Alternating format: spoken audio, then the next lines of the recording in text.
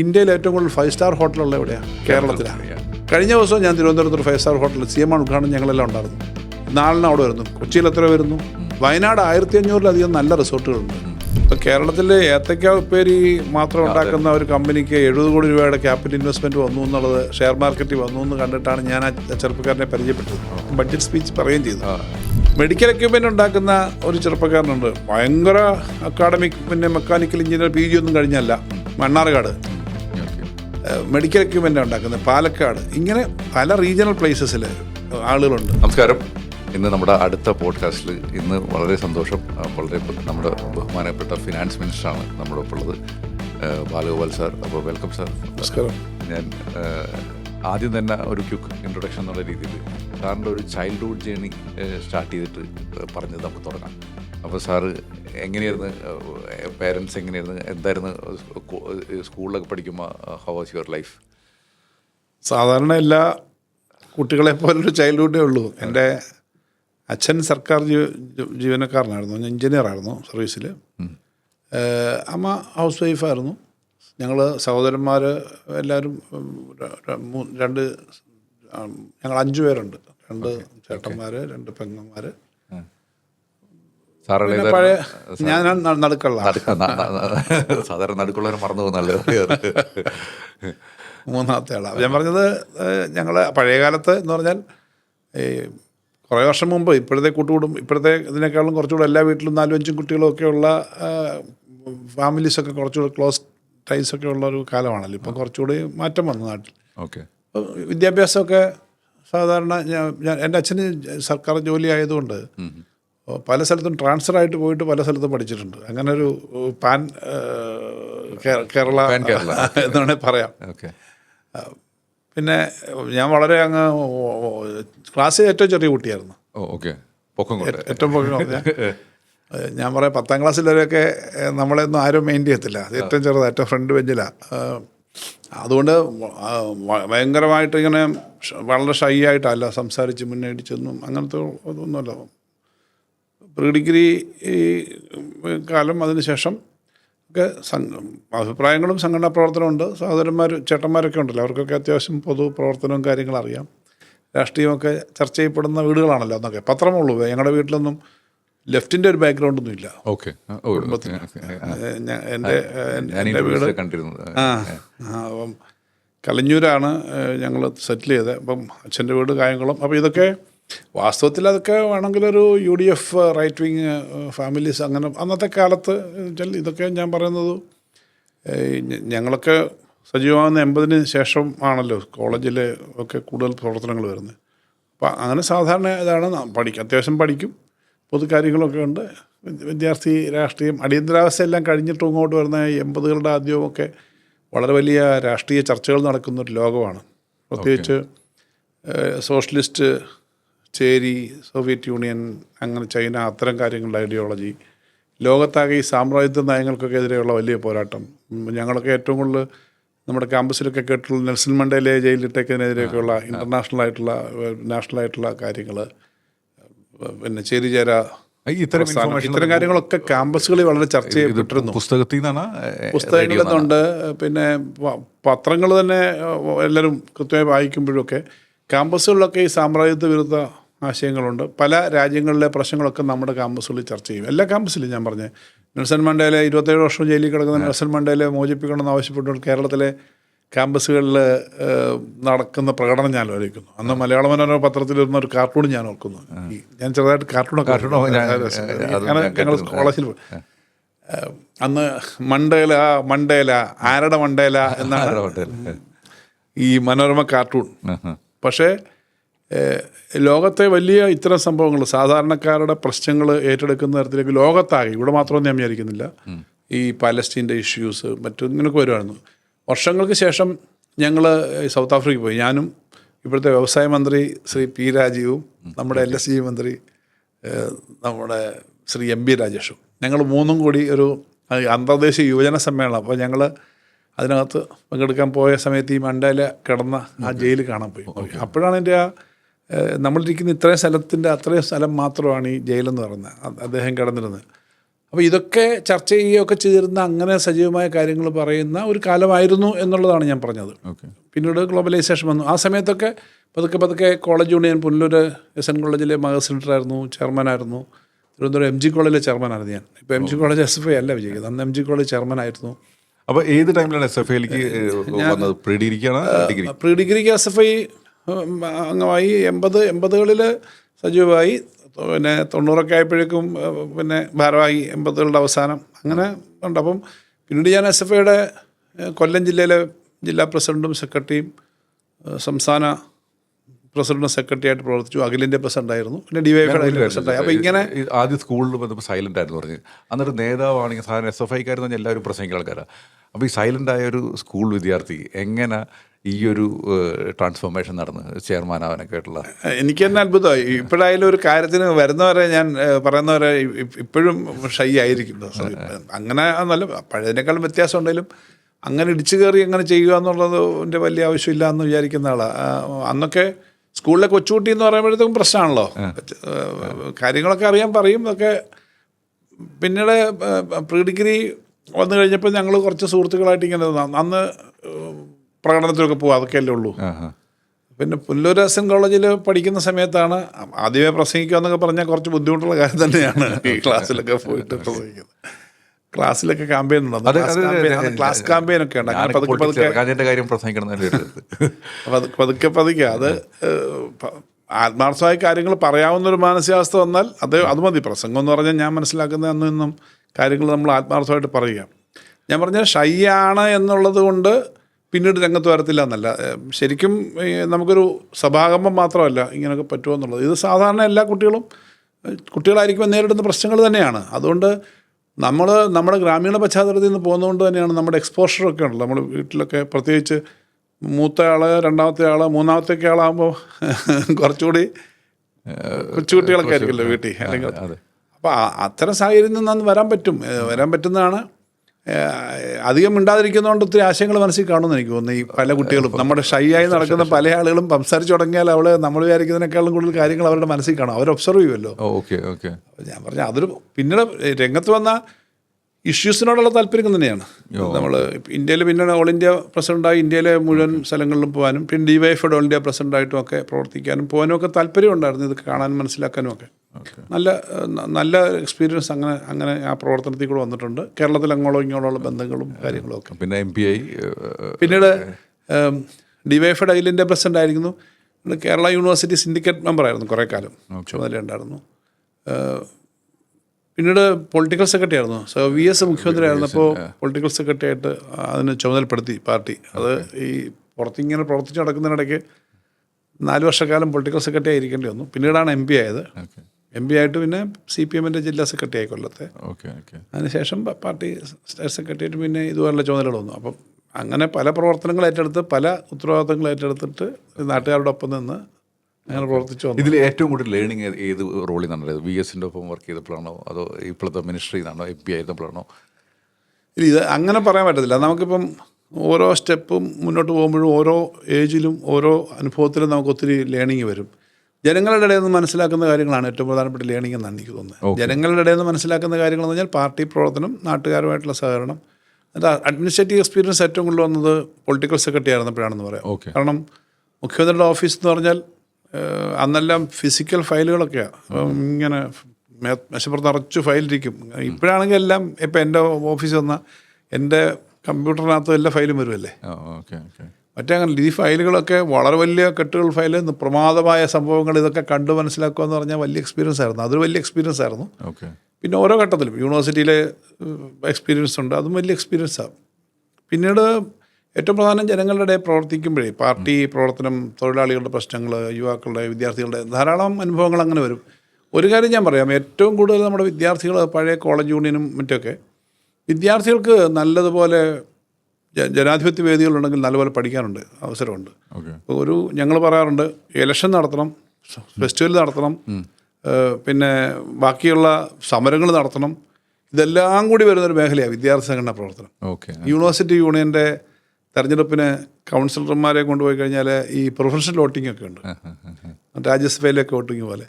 ഇതെല്ലാ പ്രവർത്തനവും നടത്തുന്ന തരത്തിലുള്ള വലിയ എക്സ്പീരിയൻസ് ആണ് കേരളത്തിലെ വിദ്യാർത്ഥി സംഘടനാ പ്രവർത്തനം. നല്ല വിദ്യാർത്ഥികളായി പഠിക്കുകയും ചെയ്യണം, ഇതെല്ലാം കൂടെ ചെയ്യണമല്ലോ. അതെ, എനിക്കൊരു സാറിന് ആ കോമ്പിനേഷനെ പഠിക്കുന്നുണ്ടായിരുന്നു.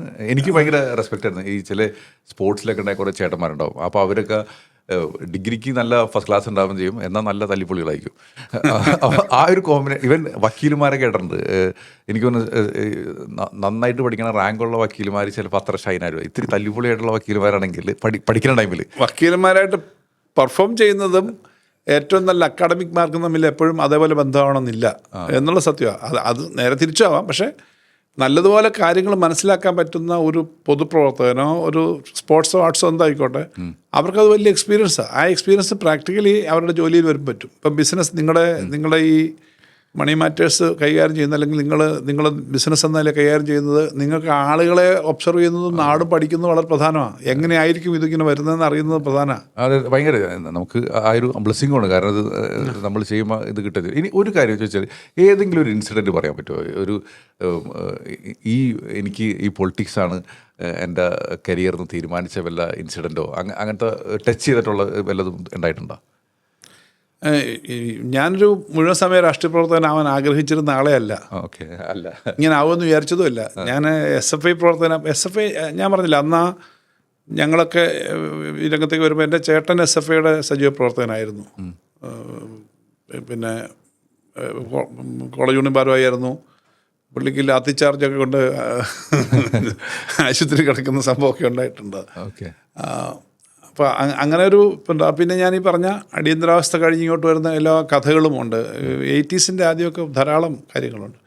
അപ്പോൾ അതിൽ നിന്ന് നമ്മൾ സംഘടനയ്ക്കകത്ത് വന്നു. പക്ഷേ അപ്പോഴും മനസ്സിലെന്താ വിചാരം, തെരഞ്ഞെടുപ്പിന് ആദ്യം ഞാൻ മത്സരിക്കാനായിട്ട് സംഘടന തീരുമാനിക്കും വീട്ടിലറിഞ്ഞിട്ടില്ല. എന്നെ വിളിച്ചുകൊണ്ട് പോയി ഈ തെരഞ്ഞെടുപ്പിൽ സ്ഥാനാർത്ഥിയായെന്ന് അറിഞ്ഞപ്പോൾ അതും മാഗസിനറായപ്പോൾ വീട്ടിൽ അറിഞ്ഞിട്ടേ ഇല്ല. രണ്ടാമത് അവിടെ ഒരു സംഘർഷമൊക്കെ ഉണ്ടായി. വീട്ടിൽ വരാതിരുന്നപ്പോൾ അറിഞ്ഞ് ചേട്ടൻ വന്ന് പിടിച്ചോണ്ട് വന്നൊരു സംഭവമുണ്ട്. കാരണം അടിയും പിടിയൊക്കെ കോളേജിലായി. ഞാനതിനകത്തില്ല, പക്ഷേ ആകെ സംഘർഷമാണ്. പോലീസ് അന്വേഷിക്കുന്നു. അത് കഴിഞ്ഞ് കോളേജ് യൂണിയൻ ചെയർമാനായി തീരുമാനിച്ചു കഴിഞ്ഞപ്പോഴാണ് എന്നെ അതിൽ നിന്ന് മാറ്റാനുള്ള വലിയ ശ്രമം നടത്തി. ചെയർമാനായി കോളേജിൽ തീരുമാനിച്ച് മാറാൻ പറ്റുമോ? പക്ഷേ മാറ്റാനുള്ള വീട്ടിൽ വലിയ പ്രശ്നമാണ്. എൻ്റെ മനസ്സിലും അത് കഴിഞ്ഞിട്ട് ഇപ്പോൾ ചേട്ടനൊക്കെ അടുത്ത പഠനങ്ങളിൽ PhD ഒക്കെ ചെയ്യാനൊക്കെ പോയി. അപ്പോൾ പഠിച്ചു പോകാമെന്നുള്ളതാണ്. എനിക്ക് ജോലിയും കിട്ടി. ഈ MCOM പരീക്ഷ MG കോളേജ് വലിയ സംഘർഷമുള്ള ഒരു സ്ഥലമാണ്. ഞാൻ ശരിക്കും തിരുവനന്തപുരത്ത് പോയി നന്നായി പഠിച്ചിട്ട് അങ്ങനെ പോകാനായിട്ട്, പിന്നെ പഠിത്തം കഴിഞ്ഞിട്ട് പോകാമെന്നുള്ള തരത്തിൽ തന്നെ തിരുവനന്തപുരത്ത് പഠിക്കാനായിട്ട് എത്തിയതാണ്. സംഘടനയുണ്ട്, സംഘടനയുടെ ജില്ലാ കമ്മിറ്റി മെമ്പറാണ്. അവിടുന്ന് അത് കഴിഞ്ഞപ്പോൾ ജോലി കിട്ടി. എനിക്ക് ബാങ്കിൽ ജോലി കിട്ടി ആ സമയത്ത്, ഫെഡറൽ ബാങ്കിൽ. അപ്പോൾ LLBക്ക് ചേർന്നിരുന്നു ആ സമയമായപ്പോഴും. ഓക്കെ.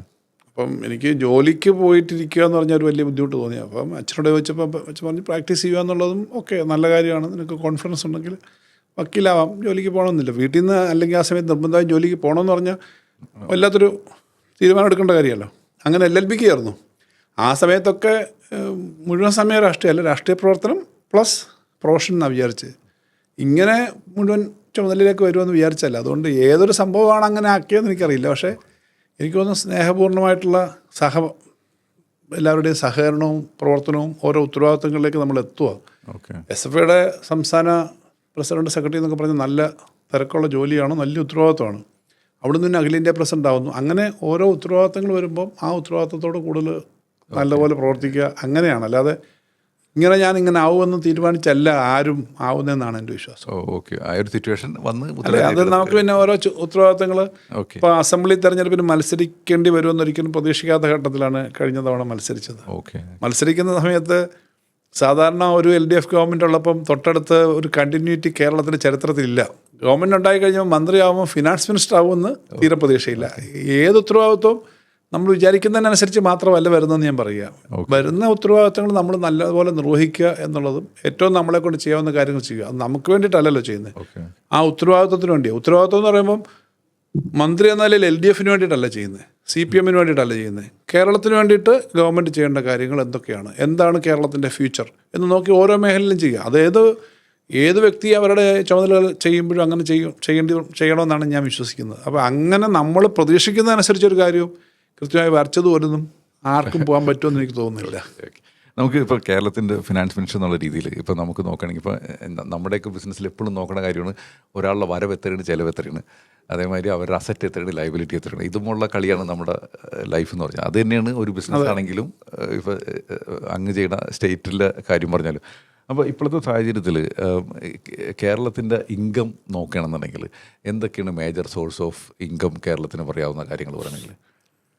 നമുക്ക് പ്രധാനമായിട്ടും ഗവൺമെൻറ്റുകളാകുമ്പം ടാക്സും നോൺ ടാക്സും നമ്മൾ ജനറലി പറയും. ടാക്സ് 2 തരത്തിലുള്ള ടാക്സാണ് നമുക്ക് ബ്രോഡായിട്ട് പറഞ്ഞു. ഒന്ന് GST ആണ്. ഇപ്പോൾ പഴയ സെയിൽ ടാക്സ് ഇപ്പം മറ്റ് GST ആയി, ഗുഡ്സ് ആൻഡ് സർവീസസ് ടാക്സ്. അത് സെൻട്രൽ ഗവൺമെൻറ്റും സ്റ്റേറ്റ് ഗവൺമെൻറ്റും പങ്കുവെക്കുന്നതാണ്. അത് കഴിഞ്ഞാൽ നമ്മുടെ പ്രധാനപ്പെട്ട സംസ്ഥാനത്തിന് തനതായിട്ട് തീരുമാനിക്കാവുന്ന ടാക്സ് ഇപ്പം നമ്മുടെ വാറ്റിനകത്ത് വരാവുന്ന, അല്ലെങ്കിൽ സെയിൽ ടാക്സ് GST കേരളത്തിലെ ജനറൽ സെയിൽ ടാക്സിനകത്ത് വരാവുന്നത് നമ്മുടെ മദ്യം, പെട്രോള്, ഡീസൽ, ഇത് മാത്രമേ ഉള്ളൂ.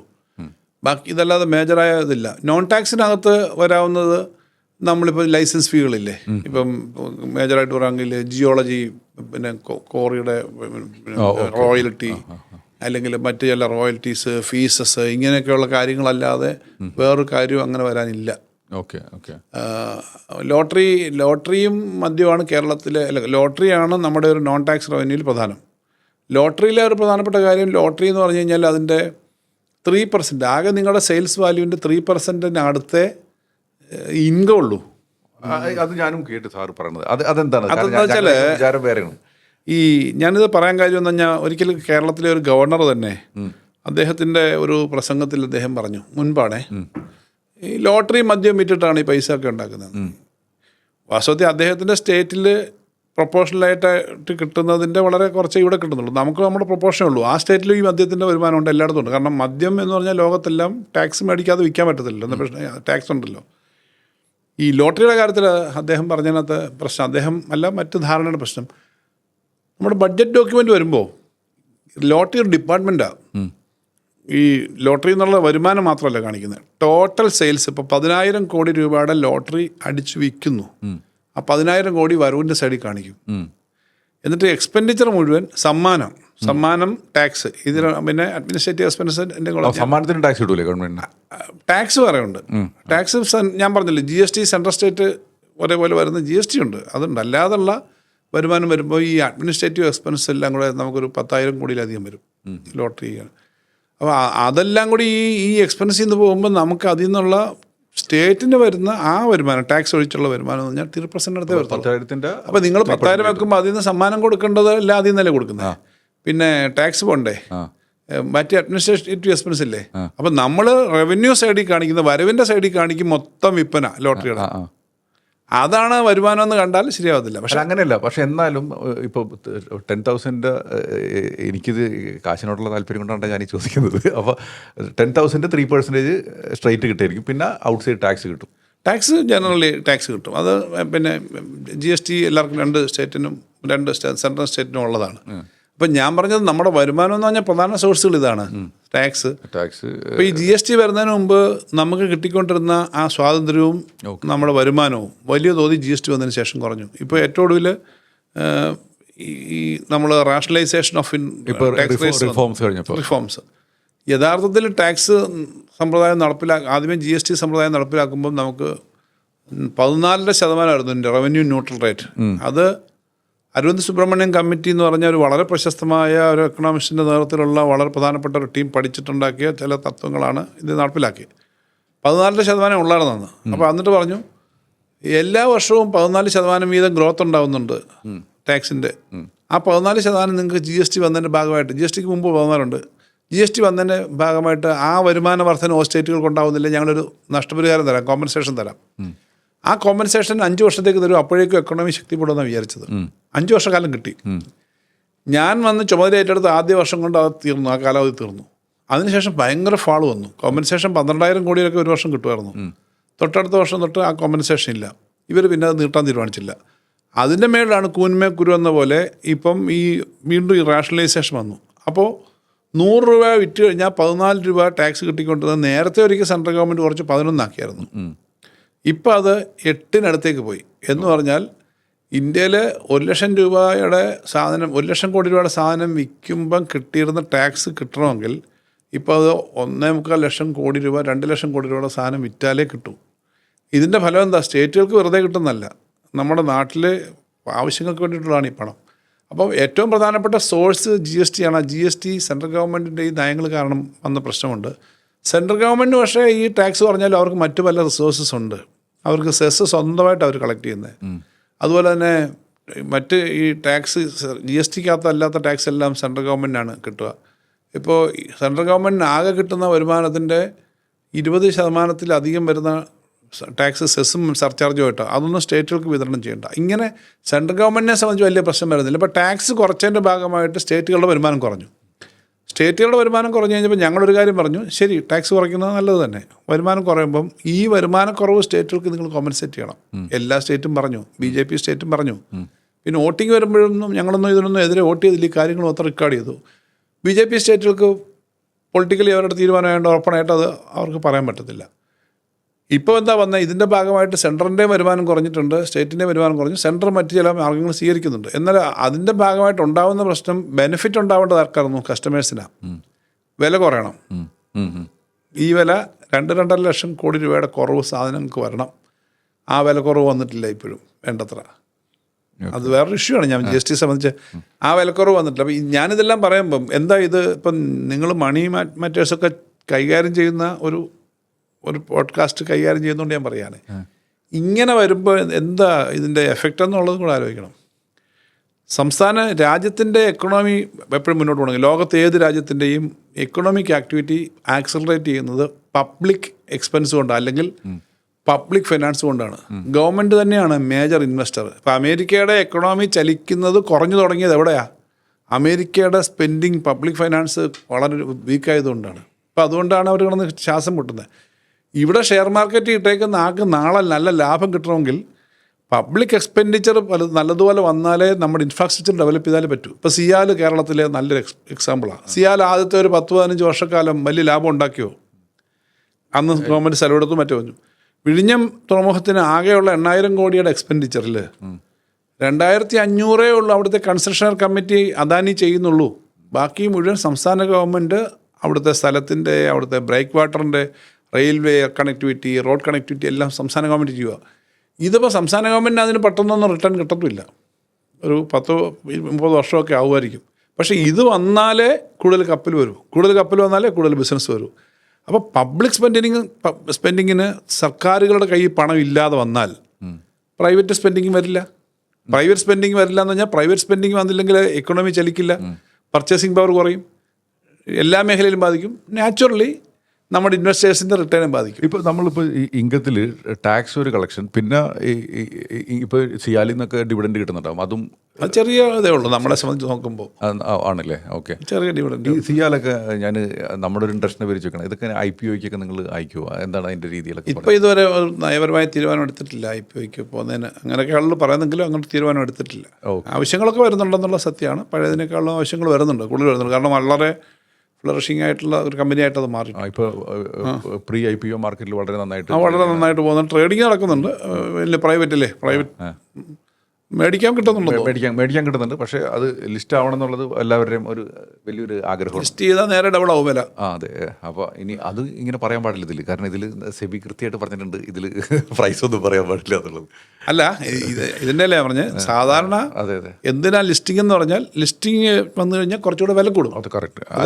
അതിൻ്റെ ഒരു ഓപ്പർച്യൂണിറ്റി അത് സ്റ്റേറ്റിനെ സംബന്ധിച്ച് പറഞ്ഞാൽ വേണമെന്നുണ്ടെങ്കിൽ. അല്ല, അത് വേറൊരു കാര്യം. പക്ഷേ ഞങ്ങളത് പോളിസിപരമായിട്ട് അതിൻ്റെ കാര്യങ്ങൾ എടുത്തിട്ടില്ല. ഓക്കെ. ഇനി ഈ ഒരു ഇതല്ലാണ്ട് പിന്നെ നമുക്ക് വേറെ ഇൻകം വരുന്നത്, ഇപ്പോൾ സ്റ്റേറ്റ് തന്നെ ശരിക്കും പറഞ്ഞാൽ ഒത്തിരി ബിസിനസ്സിലുണ്ട്. ഇപ്പോൾ മദ്യത്തിൻ്റെ ഉണ്ട്, പിന്നെ ഇനി വേറെ ബിസിനസ്സുകളൊക്കെ ഉണ്ടാവില്ല, അതിൽ നിന്നുള്ള ഇൻകം. ഈ സ്റ്റേറ്റിൻ്റെ ബിസിനസ് വളരെ ലാഭകരമായിട്ട് നടത്താൻ അങ്ങനെ പ്രൈവറ്റ് പോലെ ചെയ്യാൻ പറ്റില്ല സ്റ്റേറ്റിന്. എന്തെങ്കിലും സ്റ്റേറ്റിൻ്റെ കുറേ നന്നായി ലാഭത്തിൽ പോകുന്ന കുറേ പൊതുമേഖലാ സ്ഥാപനങ്ങളുണ്ട്. അപ്പോൾ 27ഓളം പൊതുമേഖലാ സ്ഥാപനങ്ങൾ ലാഭത്തിലുണ്ടെന്നുള്ള കണക്ക് കഴിഞ്ഞ ദിവസം വന്നല്ലോ, വ്യവസായ വകുപ്പിൽ നിന്ന് കണക്കുകൾ വന്നിരുന്നു. അതിനകത്ത് ലാഭം എന്ന് പറഞ്ഞാൽ വലിയ ലാഭം അല്ല, ചെറിയ ലാഭമുണ്ട്, വലിയ ലാഭമുണ്ട്. ഇപ്പോൾ കേരളത്തിൻ്റെ ധനകാര്യ മേഖലയിലെ സ്ഥാപനങ്ങൾ 2-3 പ്രധാനപ്പെട്ട സ്ഥാപനങ്ങൾ പിന്നെ ഫൈനാൻസ് ഡിപ്പാർട്ട്മെൻറ്റിൻ്റെ കീഴിൽ തന്നെയുള്ളതാണ് KSFE, KFC. ഈ 2 സ്ഥാപനങ്ങളും വളരെ നന്നായി പെർഫോം ചെയ്യുന്നുണ്ട്. KSIDC ഇൻഡസ്ട്രീസിൻ്റെ കീഴിലാണ്, നന്നായി പെർഫോം ചെയ്യുന്നു.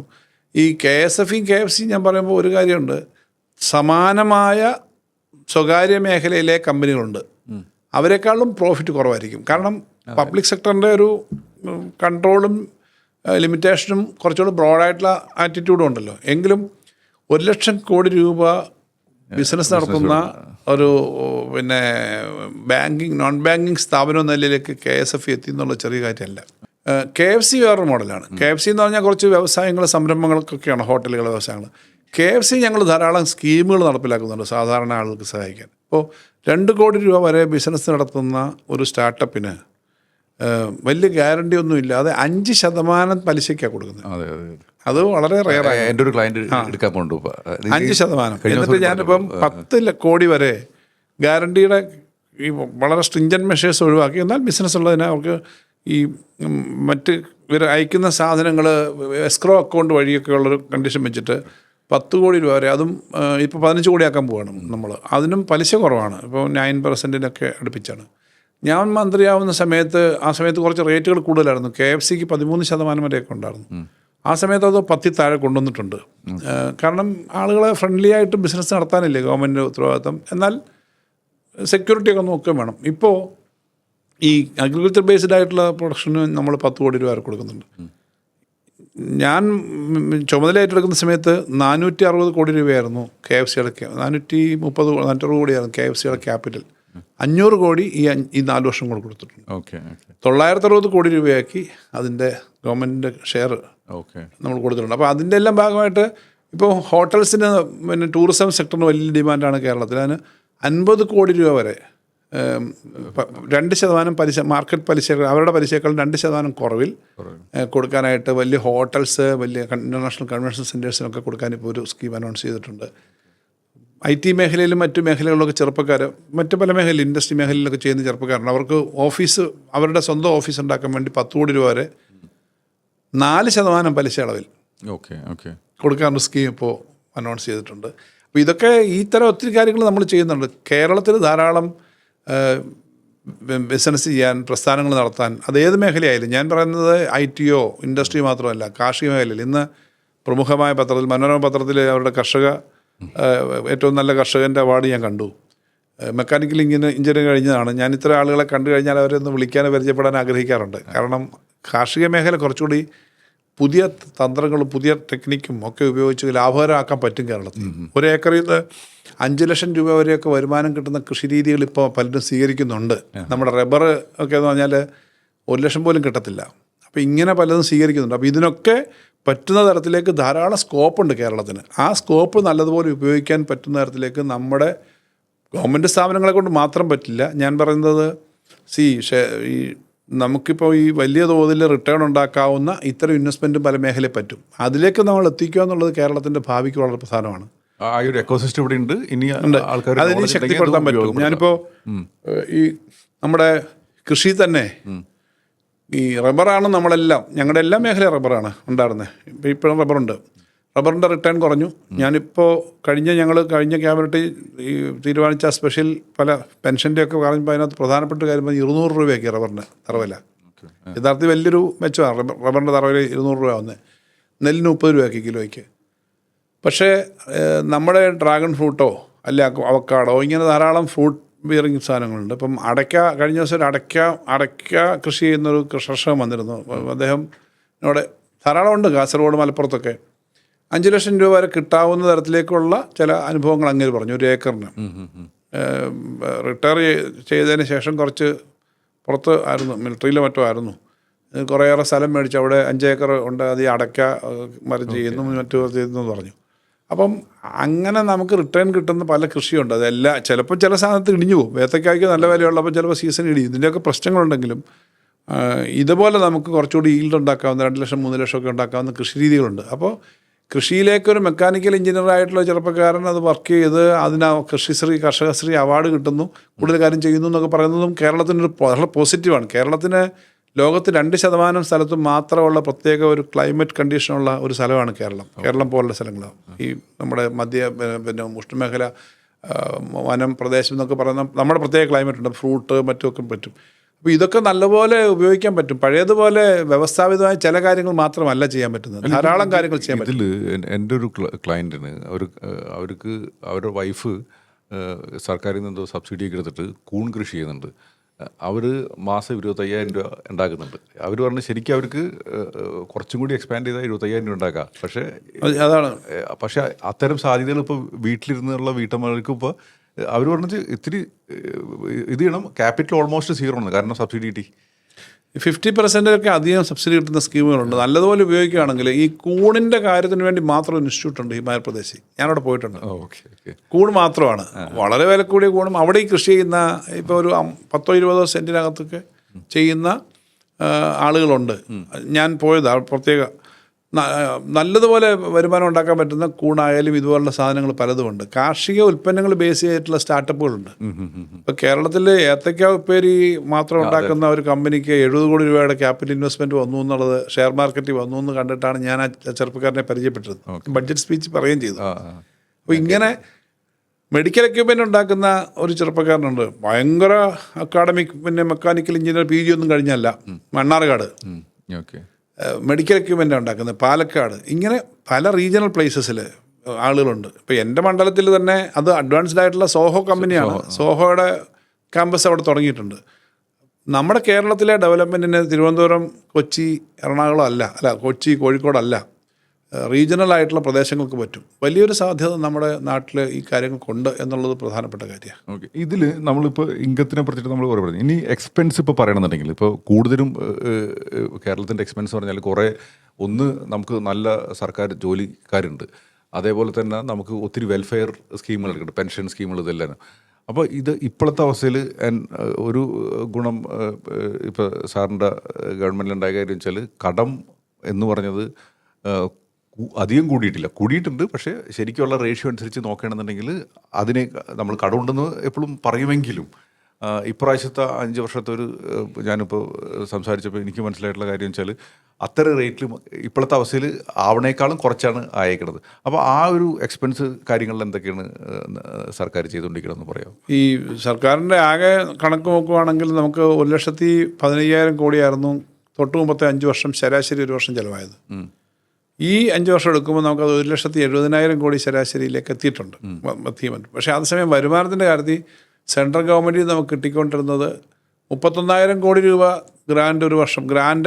ഗ്രാൻഡും മറ്റു കാര്യങ്ങളും ഞാൻ പറഞ്ഞ ടാക്സിൻ്റെ ഭാഗമല്ല, പല ഈ compensation cess, revenue deficit grand ഒക്കെ കിട്ടിക്കൊണ്ട് 31,000 കോടി കിട്ടിയത് ഈ വർഷം 6,000 ചില്ലാനും കോടി കിട്ടുന്നുള്ളൂ. അത്രയും കുറവ് അവിടെ വന്നു. ബോറോയിങ്ങിൻ്റെ കാര്യത്തിൽ വലിയ തോതിൽ അവർ വെട്ടിക്കുറച്ചു. ഇതെല്ലാം വന്നിട്ടും ടാക്സിൻ്റെ കാര്യത്തിനകത്തും നമുക്ക് തൊട്ട് മുമ്പത്തെ ധനകാര്യ കമ്മീഷനിൽ 2.5% ഫ്രം ദി ഇന്ത്യൻ ഡിവിസി പൂളായിരുന്നു കിട്ടിക്കൊണ്ടിരുന്നത്. ഇപ്പോൾ അത് 1.92 ആയി. നേരത്തെ 10ാം ധനകാര്യ കമ്മീഷൻ സമയത്ത് 100 രൂപ ഇന്ത്യ താഴോട്ട് കൊടുക്കുമ്പം അതിൽ 3 രൂപ 92 പൈസ കേരളത്തിന് കിട്ടിയിരുന്നെങ്കിൽ ഇപ്പോൾ 1 രൂപ 92 പൈസ കിട്ടുന്നുള്ളൂ. ഓക്കെ, അത്രയും കുറഞ്ഞു. അപ്പോൾ ഈ കുറവെല്ലാം വന്നിട്ട് നമ്മുടെ എക്സ്പെൻഡിച്ചർ കൂടിയത് എങ്ങനെയാണെന്ന് വെച്ച് കഴിഞ്ഞാൽ നമ്മൾ ടാക്സിൻ്റെ ഒരു ഇനിഷ്യേറ്റീവ്, നമ്മുടെ കളക്ഷനും ടാക്സ് കൂട്ടാനൊന്നും പറ്റില്ല. കഴിഞ്ഞ 5 വർഷമായിട്ട് മദ്യത്തിന് കൂട്ടിയിട്ടില്ല. അത് അറിയേണ്ട ഒരു കാര്യമാണ്. മദ്യത്തിന് 5 വർഷമായിട്ട് കൂട്ടിയിട്ടില്ല. എന്താ വെച്ചാൽ മയക്കുമരുന്നിൻ്റെ ഒരു വലിയ വ്യാപനം വരുമ്പം മദ്യത്തിൻ്റെ വില കൂടിയാൽ അപകടം എന്നുള്ളതുകൊണ്ടാണ്. ഇടയ്ക്കൊരു കുപ്പിയിൽ സെസ് കണ്ടിട്ട് 10 രൂപ 20 രൂപ. സാധാരണ മദ്യത്തിന് ഈ 5 വർഷം കൊണ്ട് സാധാരണ ഒരാളുടെ വരുമാനം വർദ്ധിക്കുന്നതനുസരിച്ച് കൂട്ടുകയാണെങ്കിൽ തന്നെ നല്ലതുപോലെ വരേണ്ടതാണ്. പക്ഷേ ഈ മയക്കുമരുന്നിൻ്റെ അപകടം ഉള്ളതുകൊണ്ടാണ് അത് നമ്മൾ ചെയ്യാഞ്ഞ്. അപ്പോൾ അങ്ങനെയൊക്കെ ഇല്ലാതിട്ടും നമ്മൾ ടാക്സിൻ്റെ കളക്ഷൻ്റെ ഇമ്പ്രൂവ്മെൻറ്റ് കാരണം നമ്മൾ 54,000 ടാക്സ് ആൻഡ് നോൺ ടാക്സ് നമ്മുടെ കേരളത്തിൻ്റെ ആകെ റവന്യൂ ഞാൻ വരുന്ന വർഷം. കോവിഡിൻ്റെ ഒക്കെ പ്രശ്നം ഉണ്ടായിരുന്നു. അതിപ്പോൾ ഒരു 95,000 കോടി ഈ കഴിഞ്ഞ ഈ വർഷം അത് 1,00,000 കോടിയിലധികം പോകുന്ന ഞാൻ കരുതുന്നത്. അത്രയും നമ്മൾ വർദ്ധിപ്പിച്ചത് കൊണ്ടാണ് നമ്മുടെ സെൻട്രൽ നിന്നുള്ള കട്ടിങ് നമ്മളെ ബാധിക്കാതെ പിടിച്ചു നിർത്തിയത്. പക്ഷേ കടത്തിൻ്റെ കാര്യത്തിൽ പറഞ്ഞ് ശരിയാണ്. ഈ കഴിഞ്ഞ 30 വർഷത്തെ ഡേറ്റ നോക്കിക്കഴിഞ്ഞാൽ ഓരോ 5 വർഷം കഴിയുമ്പോഴും നമ്മൾ കടം 1 ഇരട്ടിയാവും, അല്ലെങ്കിൽ 90% അത് വർദ്ധിക്കും. ഇത് അധികപ്പറ്റൊന്നുമല്ല, അത്രയും പറ്റും. കാരണം എക്കണോമിയുടെ ഗ്രോത്ത് അനുസരിച്ചാണ്. GDP-യുടെയും പെർസെൻറ്റേജിലാണല്ലോ കടമെടുക്കാൻ സമ്മതിക്കുക. അപ്പോൾ സ്റ്റേറ്റുകൾക്ക് അവർ പറയുന്നത് 30% നിർത്തണമെന്നാണ്. സെൻട്രലിന് ഒരു 10% അധികമാവാം. പക്ഷേ സെൻട്രൽ ഗവൺമെൻറ്റിന് 59% ഉണ്ട്. കേരളത്തിന് 38% ആയിരുന്നു കോവിഡ് സമയത്ത്. ഇപ്പോൾ അത് 34% കുറഞ്ഞിട്ടുണ്ട്. കഴിഞ്ഞ 5 വർഷത്തെ കണക്കെടുത്താൽ ഈ 5 വർഷം കഴിയുമ്പോൾ തൊട്ട് മുമ്പ് 1ാം LDF ഗവൺമെൻറ്റിൻ്റെ സമയത്ത് അവസാനിച്ചപ്പം ഉണ്ടായിരുന്ന ഏകദേശം 3,00,000 കോടിയായിരുന്നു കടം. പിന്നെ VS ഗവൺമെൻറ് അവസാനം 86,000 കോടിയായിരുന്നു. ഉമ്മൻചാണ്ടി ഗവൺമെൻറ് 5 വർഷം കഴിഞ്ഞപ്പോൾ അത് 1,50,000 കോടിയായി. അത് കഴിഞ്ഞിട്ട് LDF ഐസക് മന്ത്രിയായിരുന്നപ്പോൾ അത് 2,90,000 കോടിയായി. ഇത് ഓർമ്മയെന്ന് പറയുന്നതാണ്, ചെറിയ ഫിഗർ മാറ്റം വരാം. അത് ഇപ്പം സാധാരണഗതി 6 ലക്ഷം കോടി ആവണമല്ലോ, ആവണമല്ലോ. പക്ഷേ ഈ വർഷം അവസാനം ആവുമ്പോൾ 4,70,000-അപ്പുറം പോവില്ല. 1,4 ലക്ഷം കോടി രൂപ നമ്മുടെ അവർ കൺട്രോൾ ചെയ്ത് കട്ട് ചെയ്തു. അപ്പോൾ നമ്മൾ വീണുപോയില്ല, പിടിച്ചു നിന്നു. പക്ഷേ ഇന്ന് ഞാൻ വിട്ടിരിക്കുമ്പോൾ വല്ലാത്തൊരു സംഘർഷത്തിലാണ്. ഈ അവസാനത്തെ ക്വാർട്ടറിൽ കിട്ടേണ്ട 5,900 കോടി രൂപ ഇന്നലെ വെട്ടിക്കുറച്ചെന്ന് പറഞ്ഞ് കത്ത് വന്നിട്ടുണ്ട്. 3 മാസത്തെ പ്രവർത്തനത്തിൽ 5,900 ഒറ്റയടി കുറഞ്ഞാൽ നിങ്ങൾ ആലോചിച്ച്. തൊഴിലുറപ്പ് പദ്ധതിയുടെ വെട്ടിക്കുറവ് വന്നതിന് പുറമേ ഇതൊക്കെ സെൻട്രൽ സ്റ്റേറ്റ് റിലേഷൻഷിപ്പ് വളരെ സീരിയസ് ആയ സിറ്റുവേഷനിപ്പുമാണ്. സംസ്ഥാനങ്ങളെന്ന് പറഞ്ഞാൽ ആരുടെ അടിയാളന്മാരല്ല. ഈ സംസ്ഥാനത്തു നിന്ന് പിരിക്കുന്ന പണം ഇപ്പോഴത്തെ നിയമം അനുസരിച്ച് GST സെൻട്രൽ ഗവൺമെൻറ്റാണ്. ഇത് രാഷ്ട്രീയമൊന്നും എനിക്ക് വ്യത്യാസമൊന്നുമില്ല, രാഷ്ട്രീയത്തിൻ്റെ അല്ല. ഞാൻ കേരളത്തിൻ്റെ ധനകാര്യമന്ത്രി എന്ന നിലയിൽ പറയേണ്ട ഒരു കാര്യമായതുകൊണ്ട് ഞാൻ പറയുകയാണ്. ഇതിൻ്റെ പ്രശ്നം എന്താ? കേരളത്തിന് റവന്യൂ വരുമാനത്തിൻ്റെ ആകെയുള്ള റവന്യൂ വരുമാനത്തിൻ്റെ ബോറോയിങ് ഒഴിച്ചുള്ള റവന്യൂ വരുമാനത്തിൻ്റെ 25% ഉള്ളൂ സെൻട്രൽ ഗവൺമെൻറ് ടാക്സസും ഗ്രാൻഡ്സും എല്ലാം കൂടെ കിട്ടുന്നത്. ഇന്ത്യൻ ആവറേജ് അത് 53 ഉണ്ട്. ഇന്ത്യയിലെ മറ്റേതൊരു സ്റ്റേറ്റിനും അവർക്ക് 100 രൂപ കിട്ടുമ്പോൾ 53 രൂപ സെൻട്രൽ ഗവൺമെൻറ് ടാക്സ് മറ്റ് കാര്യങ്ങളിലും ഭാഗം കിട്ടേണ്ടതാണെങ്കിൽ കേരളത്തിന് 25 ഉള്ളൂ. 70% കിട്ടുന്ന സ്റ്റേറ്റുകളുണ്ട്. ഇത് ശരാശരി കേരളീയനോട് കാണിക്കേണ്ട ന്യായമായ പരിഗണന കിട്ടുന്നില്ല എന്ന പ്രശ്നം ഞാനിത് പറഞ്ഞില്ലെങ്കിൽ, ഞാൻ since I M the custodian of നമ്മുടെ എക്സ്ചക്കറിൻ്റെ കാര്യങ്ങൾ നോക്കുന്ന ഒരു ഉത്തരവാദിത്വം എന്നെ ഏൽപ്പിച്ചിട്ടുള്ള ഒരാളെന്ന നിലയിൽ ഇത് വലിയ പ്രശ്നമാണ്. ഞാൻ നേരത്തെ പറഞ്ഞു, പബ്ലിക് ഫൈനാൻസ് ആണ് എപ്പോഴും എക്കണോമി ആക്ടിവൈസ് ചെയ്യുന്നത്. പബ്ലിക് ഫൈനാൻസ് ആക്ടിവൈസ് ചെയ്യാൻ വേണ്ടിയിട്ട് നമുക്ക് കിട്ടുന്നില്ല, അത്രയും കുറയുന്നു എന്നർത്ഥം. എത്രായിരം കോടിയാണ് കുറയുന്നത്? ഇതൊരു സീരിയസ് ആയ പ്രശ്നമാണെന്നുള്ളത് ഇതുപോലൊരു മണി മാറ്റേഴ്സ് ചർച്ച ചെയ്യുകയാണല്ലോ നിങ്ങൾ പ്രധാനമായിട്ട്. അപ്പോൾ പബ്ലിക്കിലേക്ക് വരേണ്ട പണം, നമ്മുടെ ഈ ഇൻഫ്രാസ്ട്രക്ചർ ഇൻവെസ്റ്റ്മെൻ്റ് ആണ് കേരളത്തിലെ ഇപ്പോഴത്തെ ഏറ്റവും. എന്താണ് കേരളത്തിൻ്റെ ഫ്യൂച്ചർ എന്ന് ചോദിച്ചാൽ ഞാൻ പറയും, എന്താണ് സാധ്യത, എന്താണ് ഫ്യൂച്ചറിലുള്ള പ്രതീക്ഷ? നമ്മൾ ഈ അടിസ്ഥാന സൗകര്യം ഉണ്ടാക്കുന്നതാണ് ഇപ്പോഴത്തെ ഏറ്റവും വലിയ ഭാവിയുള്ള കാര്യം. വിഴിഞ്ഞം ഞാൻ പറഞ്ഞു, ലോകത്തെ ഏറ്റവും വലിയ 10-15 തുറമുഖങ്ങളിലൊന്നാണ്. ഷിപ്സ് വരാം, ബാക്കി പശ്ചാത്തലം വരും സ്വാഭാവികമായിട്ട്. നാഷണൽ ഹൈവേ, ഇപ്പം ഇവിടെ കൊച്ചിയിൽ മെട്രോ, എത്ര രൂപയാണ് മെട്രോയ്ക്ക് വേണ്ടി ചിലവാക്കിക്കൊണ്ടിരിക്കുന്നത്? രാഷ്ട്രീയം നോക്കിയിട്ടല്ലല്ലോ. കാരണം കേരളത്തിൻ്റെ സാമ്പത്തിക തലസ്ഥാനമാണ് ഇവിടെ മെട്രോ. ഇനിയിപ്പം കേരളത്തിൽ അങ്ങോളം ഇങ്ങോളം ഇപ്പോൾ തന്നെ വന്ദേ ഭാരത് വന്നപ്പോൾ ഫാസ്റ്റ് ട്രെയിനിൻ്റെ ആവശ്യങ്ങൾ എല്ലാവർക്കും ബോധ്യപ്പെടുന്നുണ്ട്. കൂടുതൽ അത്തരം കാര്യങ്ങൾ വരുന്നു. നല്ല റോഡുകൾ, നല്ല ഫാക്ടറികൾ, നല്ല സ്കൂളുകൾ, നല്ല ഗവേഷണ സ്ഥാപനങ്ങൾ, ഇതെല്ലാം വരുമ്പോൾ നമുക്ക് സ്വാഭാവികമായിട്ടുള്ള നല്ല ക്ലൈമറ്റും നല്ല വായുവും. ഇന്ത്യയിലെ ഏറ്റവും നല്ല വായു മൊത്തത്തിൽ ഒരു സ്റ്റേറ്റ് എന്ന് പറഞ്ഞു കഴിഞ്ഞാൽ അരുണാചൽ പ്രദേശ് പോലെയൊക്കെയുള്ള ഹില്ലി സ്റ്റേറ്റ്സ് ഒഴിച്ചാൽ കേരളത്തിലാണ്. നല്ല ക്ലൈമറ്റ്, നല്ല സമാധാനത്തിൽ ജീവിക്കാൻ പറ്റുന്ന അന്തരീക്ഷം, നല്ല ആളുകൾ. പൊതുവിൽ നമ്മളെപ്പറ്റി പറഞ്ഞാൽ ഒറ്റപ്പെട്ട ചില പോരായ്മകൾ കാണുമെങ്കിലും സ്വസ്ഥമായി ജീവിക്കാം. അപ്പോൾ ഈ കേരളത്തിനെ അങ്ങനെ വലിയ തോതിൽ ഡെവലപ്പ് ചെയ്യാനായിട്ട് പറ്റും. ഡെവലപ്പ് ചെയ്യുകയാണ്. കൂടുതൽ ആളുകൾ കേരളത്തിനകത്തേക്ക് പുറത്തുനിന്ന് വന്ന് ജോലി ചെയ്യും. ഞാൻ വിചാരിക്കുന്നത് കേരളത്തിൽ ഭാവിയിൽ ബോംബെയിലും ഡൽഹിയിലും ഒക്കെ ഉള്ളതുപോലെ കോസ്മോപൊളിറ്റൻ കൾച്ചറോടുകൂടി ധാരാളം ആളുകൾ പുറത്തുനിന്ന് വരും. ഇന്ത്യയിൽ നിന്ന് പുറത്തേക്ക് പോയ ആളുകളും തിരിച്ചു വന്നിട്ട് ഇവിടെ ഇൻവെസ്റ്റ് ചെയ്യുന്നുണ്ട്, വലിയ തോതിൽ വരുന്നുണ്ട്. കാരണം വേൾഡ് മാർക്കറ്റിലേക്ക് ഡയറക്റ്റ് എല്ലാ സ്ഥലത്തിനും ഇപ്പോൾ എത്താം. വിഴിഞ്ഞത്തുനിന്ന് നേരെ സാധനം കയറ്റി അയച്ചു കഴിഞ്ഞാൽ ഇപ്പോൾ പോകുന്നതിനേക്കാളും വളരെ വേഗത്തിലെത്തും. ലോകത്തുനിന്ന് തന്നെ ഇന്ത്യയിലെ ഏറ്റവും വലിയ പോർട്ടാണ്. ഇന്ത്യയിലെ പല കമ്പനികളും ഈ കേരളത്തിലേക്ക് പറിച്ച് നടപ്പെടുമെന്ന് ഞാൻ വിചാരിക്കുന്നു. എന്നുവെച്ചാൽ അവരുടെ ഈ ലോജിസ്റ്റിക്സ് രംഗത്ത് പ്രൊഡക്ഷൻ ശരിക്കും ഇപ്പോൾ ഈ പറഞ്ഞില്ലേ വിഴിഞ്ഞത്തിലത്തെ പറഞ്ഞു, ഇപ്പോൾ സാറിന് പറഞ്ഞു, ഇപ്പോൾ ഇനി കാറൊക്കെ ആണെന്നുണ്ടെങ്കിൽ ഈസി ആയിട്ട് ഇവിടെ നിന്ന് കൊണ്ടുപോകാം. അപ്പോൾ അങ്ങനത്തെ ഒരു കാറിൻ്റെയൊക്കെ ഫാക്ടറി ചെയ്യാനും മാത്രമുള്ളൊരു സ്ഥലം നമുക്ക് ഉണ്ടോ? അപ്പോൾ അങ്ങനത്തെ നമ്മൾ എങ്ങനെയാണ് അഡ്രസ്സ് ചെയ്യാൻ പോകുന്നത്? കാരണം ഇപ്പോൾ മാരുതിയുടെ കാറ് കയറ്റി അയക്കണം, അല്ലെങ്കിൽ മഹീന്ദ്രയുടെ കാറ് കയറ്റി അയക്കണം. അപ്പോൾ ഇത്തരം വലിയ ഫാക്ടറിക്കുള്ള വലിയ സ്ഥലം വേണം. അതൊക്കെ തിരുവനന്തപുരത്ത്, കൊല്ലത്തിൻ്റെ സ്ഥലത്തൊക്കെ അത് ചെയ്യാനായിട്ടുള്ളൊരു സാധ്യതകൾ എന്താണ് ഇപ്പോൾ? ഈ സ്ഥലം കേരളത്തിൽ കുറവാണെന്ന് നമ്മൾ പറയുന്നതിനകത്ത് വലിയ അടിസ്ഥാനമില്ലെന്ന് എൻ്റെ അഭിപ്രായം. എന്താ അറിയോ? കേരളത്തിൽ ഭൂപരിഷ്കരണ നിയമത്തിനനുസരിച്ച് കുറച്ച് ലിമിറ്റേഷൻ ഉണ്ട്. നേരത്തെ കേരളത്തിൽ ജനസംഖ്യ കൂടുതലുമാണ് കമ്പയർ ടു മറ്റ് സ്റ്റേറ്റുകൾ. പക്ഷേ കേരളത്തിന് 30% വനമാണ്, 30% എസ്റ്റേറ്റുകളാണ്. അപ്പോൾ ഈ എസ്റ്റേറ്റ് വനവും പോയി കഴിഞ്ഞാൽ സ്ഥലം കുറവാണെന്നുള്ളതാണ്. ഇപ്പം നിങ്ങളെ നോക്കിക്കോളൂ, ഇവിടെ തന്നെ ഇപ്പോൾ എറണാകുളം ജില്ലയിലാണ് നമ്മളിരിക്കുന്നത്. ഹില്ലി ഏരിയയിലേക്ക് അല്ലെങ്കിൽ ഒരു ഇപ്പം മൂവാറ്റുപുഴ അങ്ങോട്ട് തൊടുപുഴ ആ ഭാഗത്തേക്കൊക്കെ പോകും. അവിടെ ആൾപ്പാർപ്പ് കുറവല്ലേ, സ്ഥലങ്ങളുണ്ട്, റബ്ബർ എസ്റ്റേറ്റുകളും മറ്റുമാണ്. നമുക്ക് അത്തരം കാര്യങ്ങളെ സംബന്ധിച്ച് കൃത്യമായൊരു തീരുമാനം എടുക്കണം എന്നുള്ള അഭിപ്രായമുണ്ട് എനിക്ക്. കാരണം നമുക്ക് സ്ഥലം തിരുവനന്തപുരത്തുണ്ട്, എറണാകുളത്തുണ്ട്, എല്ലാ സ്ഥലത്തും ഉണ്ട്. സിറ്റിക്കകത്ത് തിരക്കുണ്ട്. നമുക്ക് ഭയങ്കര പൊല്യൂട്ടിങ് ഇൻഡസ്ട്രി പറ്റുമെന്ന് ഞാൻ കരുതുന്നില്ല. പൊല്യൂട്ടിങ് ആയിട്ടുള്ള ഇൻഡസ്ട്രീസ് അല്ലല്ലോ ഇതൊന്നും. അപ്പം നമുക്ക് സ്ഥലമുണ്ട്, അതൊരു തടസ്സം വരത്തില്ല. അപ്പോൾ ഇത്തരം തീരുമാനങ്ങൾ സെൻട്രൽ നടക്കേണ്ടത് സ്റ്റേറ്റിൽ നിന്നുമാണ്. കുറച്ച് കാര്യങ്ങൾ അത് ചെയ്യുന്നുണ്ട്. ഇപ്പം നമ്മൾ പിന്നെ ആയിരക്കണക്കിന് ഏക്കർ ഇവിടെയൊക്കെ ഡെവലപ്പ് ചെയ്യണം. ഒരുമിച്ച് അക്യുമുലേറ്റ് ചെയ്തെടുക്കുന്ന ചില പ്രശ്നങ്ങളുണ്ട്. ചില സ്ഥലത്ത് എൻ്റെ വ്യക്തിപരമായ അഭിപ്രായമാണ്, എസ്റ്റേറ്റ് എന്നൊക്കെ പറയുന്നത് കിടക്കുന്ന സ്ഥലങ്ങൾ ഇൻഡസ്ട്രിയൽ പർപ്പസിനായിട്ട് ഉപയോഗിക്കാൻ പറ്റും. അതെന്ന് പറഞ്ഞാൽ ലാൻഡ് സീലിങ്ങിൻ്റെ ഒക്കെ പഴയ നിയമങ്ങൾ വന്നത് തൊഴിലാളിക്ക് കൂടുതൽ ജോലി കിട്ടാൻ വേണ്ടിയിട്ടാണ്. തൊഴിലാളികൾക്ക് ജോലി കിട്ടാൻ വേണ്ടിയിട്ട് പുതിയ സാഹചര്യത്തിൽ പറ്റുന്ന ഇൻഡസ്ട്രികൾക്ക് ഉപയോഗിക്കാം. പലതും പാക്കിംഗ്, റീപാക്കിംഗ്, പുറത്തുനിന്ന് കൊണ്ടുവരുന്ന സാധനങ്ങൾ ഇവിടെ ഇറക്കുമതി ചെയ്തിട്ട് അതിനെ മാറിനേറ്റ്, ഇറച്ചിയാണെങ്കിൽ മീനാണെങ്കിൽ മാറിനേറ്റ് ചെയ്ത് കയറ്റി അയക്കുക. അഗ്രികൾച്ചർ പ്രൊഡ്യൂസ് നമുക്ക് ധാരാളമുണ്ട്, ഫ്രൂട്ട്സും മറ്റു കാര്യങ്ങളും. അതിനെ പിന്നെ ഫുഡ് പ്രോസസ്സിങ് ആക്കുക. ഇങ്ങനെ ധാരാളം സ്കോപ്പുണ്ട്. ഇപ്പം തന്നെ ഇൻ്റർനാഷണൽ കമ്പനീസ് പലരും വന്നിട്ട് നമ്മുടെ ഇവിടെ എല്ലാം സ്ഥലം വാങ്ങുന്നുണ്ട്. അപ്പം നമുക്ക് ആ സ്കോപ്പുണ്ട്. സ്ഥലം ഒരു പ്രശ്നമാവേണ്ട കാര്യമില്ല എന്നാണ് എൻ്റെ അഭിപ്രായം. ചെറിയ സിംഗപ്പൂരിന് സ്ഥലപരിമിതി വല്ല വരുന്നുണ്ടോ? ഇല്ല, ഡെഫിനറ്റ്ലി സിംഗപ്പൂർ, കൊറിയ. അല്ല, ഞാൻ പറഞ്ഞ കൊറിയ. അപ്പം സിംഗപ്പൂര് സിറ്റി സ്റ്റേറ്റാണ്. നമുക്കിതിന് പറ്റും. നമ്മുടെ മാനസികാവസ്ഥയിൽ നല്ല മാറ്റം വന്നിട്ടുണ്ട് ജനങ്ങളുടെ. ഞാൻ പറയുന്നത് പൊളിറ്റിക്കൽ പാർട്ടീസിൻ്റെ അല്ല, ജനങ്ങളുടെ. പുറത്തുള്ള ചെറുപ്പക്കാർ ആയിട്ടുള്ളവരും പ്രായമുള്ളവരും ഒക്കെ തിരിച്ചു വന്നിട്ട് പിന്നെ ഇവിടെ വർക്ക് തുടങ്ങുന്നുണ്ട്. ജർമ്മൻസ് ഇപ്പോൾ ഈ അടുത്തിറക്കുന്നത്, ഞാൻ അവരുടെ ഡിസ്കഷനിൽ പങ്കെടുത്തിരുന്നു. അവരുടെ ഏറ്റവും വലിയ ഇൻഷുറൻസ് അലയൻസ് അവർക്ക് ബേസ് ഉള്ളതാണ്. അലയൻസ് 4000 പേരാണ് തിരുവനന്തപുരത്ത് വർക്ക് ചെയ്യുന്നത്. അപ്പോൾ ഈ ലോജിസ്റ്റിക്സ് കഴിഞ്ഞ ദിവസം ശ്രീ ആനന്ദ് മഹീന്ദ്രയായിട്ടൊരു ഓൺലൈൻ മീറ്റിങ്ങിൽ സംസാരിച്ചിരുന്നു. ഞാൻ പറഞ്ഞു ഇവിടെ പലതും അസംബിൾ ചെയ്ത് കയറ്റി വയ്ക്കാൻ പറ്റും. മാരുതി പോലുള്ള അവർക്ക് ലോജിസ്റ്റിക്സ് പ്രധാനമാണ്. ഇന്ത്യയിലെ മറ്റ് സ്ഥലത്തേക്ക് അയക്കാൻ ഇവിടുന്ന് ദൂരമായിരിക്കാം. പക്ഷേ പൂനെയിൽ നിന്ന് വർക്ക് ചെയ്യുന്ന അല്ലെങ്കിൽ പിന്നെ ഹരിയാനയിൽ നിന്ന് വർക്ക് ചെയ്യുന്ന വാഹനം പിന്നെ കയറ്റി അയക്കണമെങ്കിൽ എത്തേണ്ടത് പിന്നെ നേരെ ബോംബെയിലോ ഗുജറാത്തിലോ 1000 കിലോമീറ്റർ 1500 കിലോമീറ്റർ പോകണം. ഇവിടെ വിതിൻ 100 കിലോമീറ്റേഴ്സ് പോകാവുന്ന പോർട്ട് ഉണ്ടെങ്കിൽ അത് സൗകര്യമാവും. സൗത്ത് ഇന്ത്യക്ക് തന്നെ ഗുണമാവും അത്.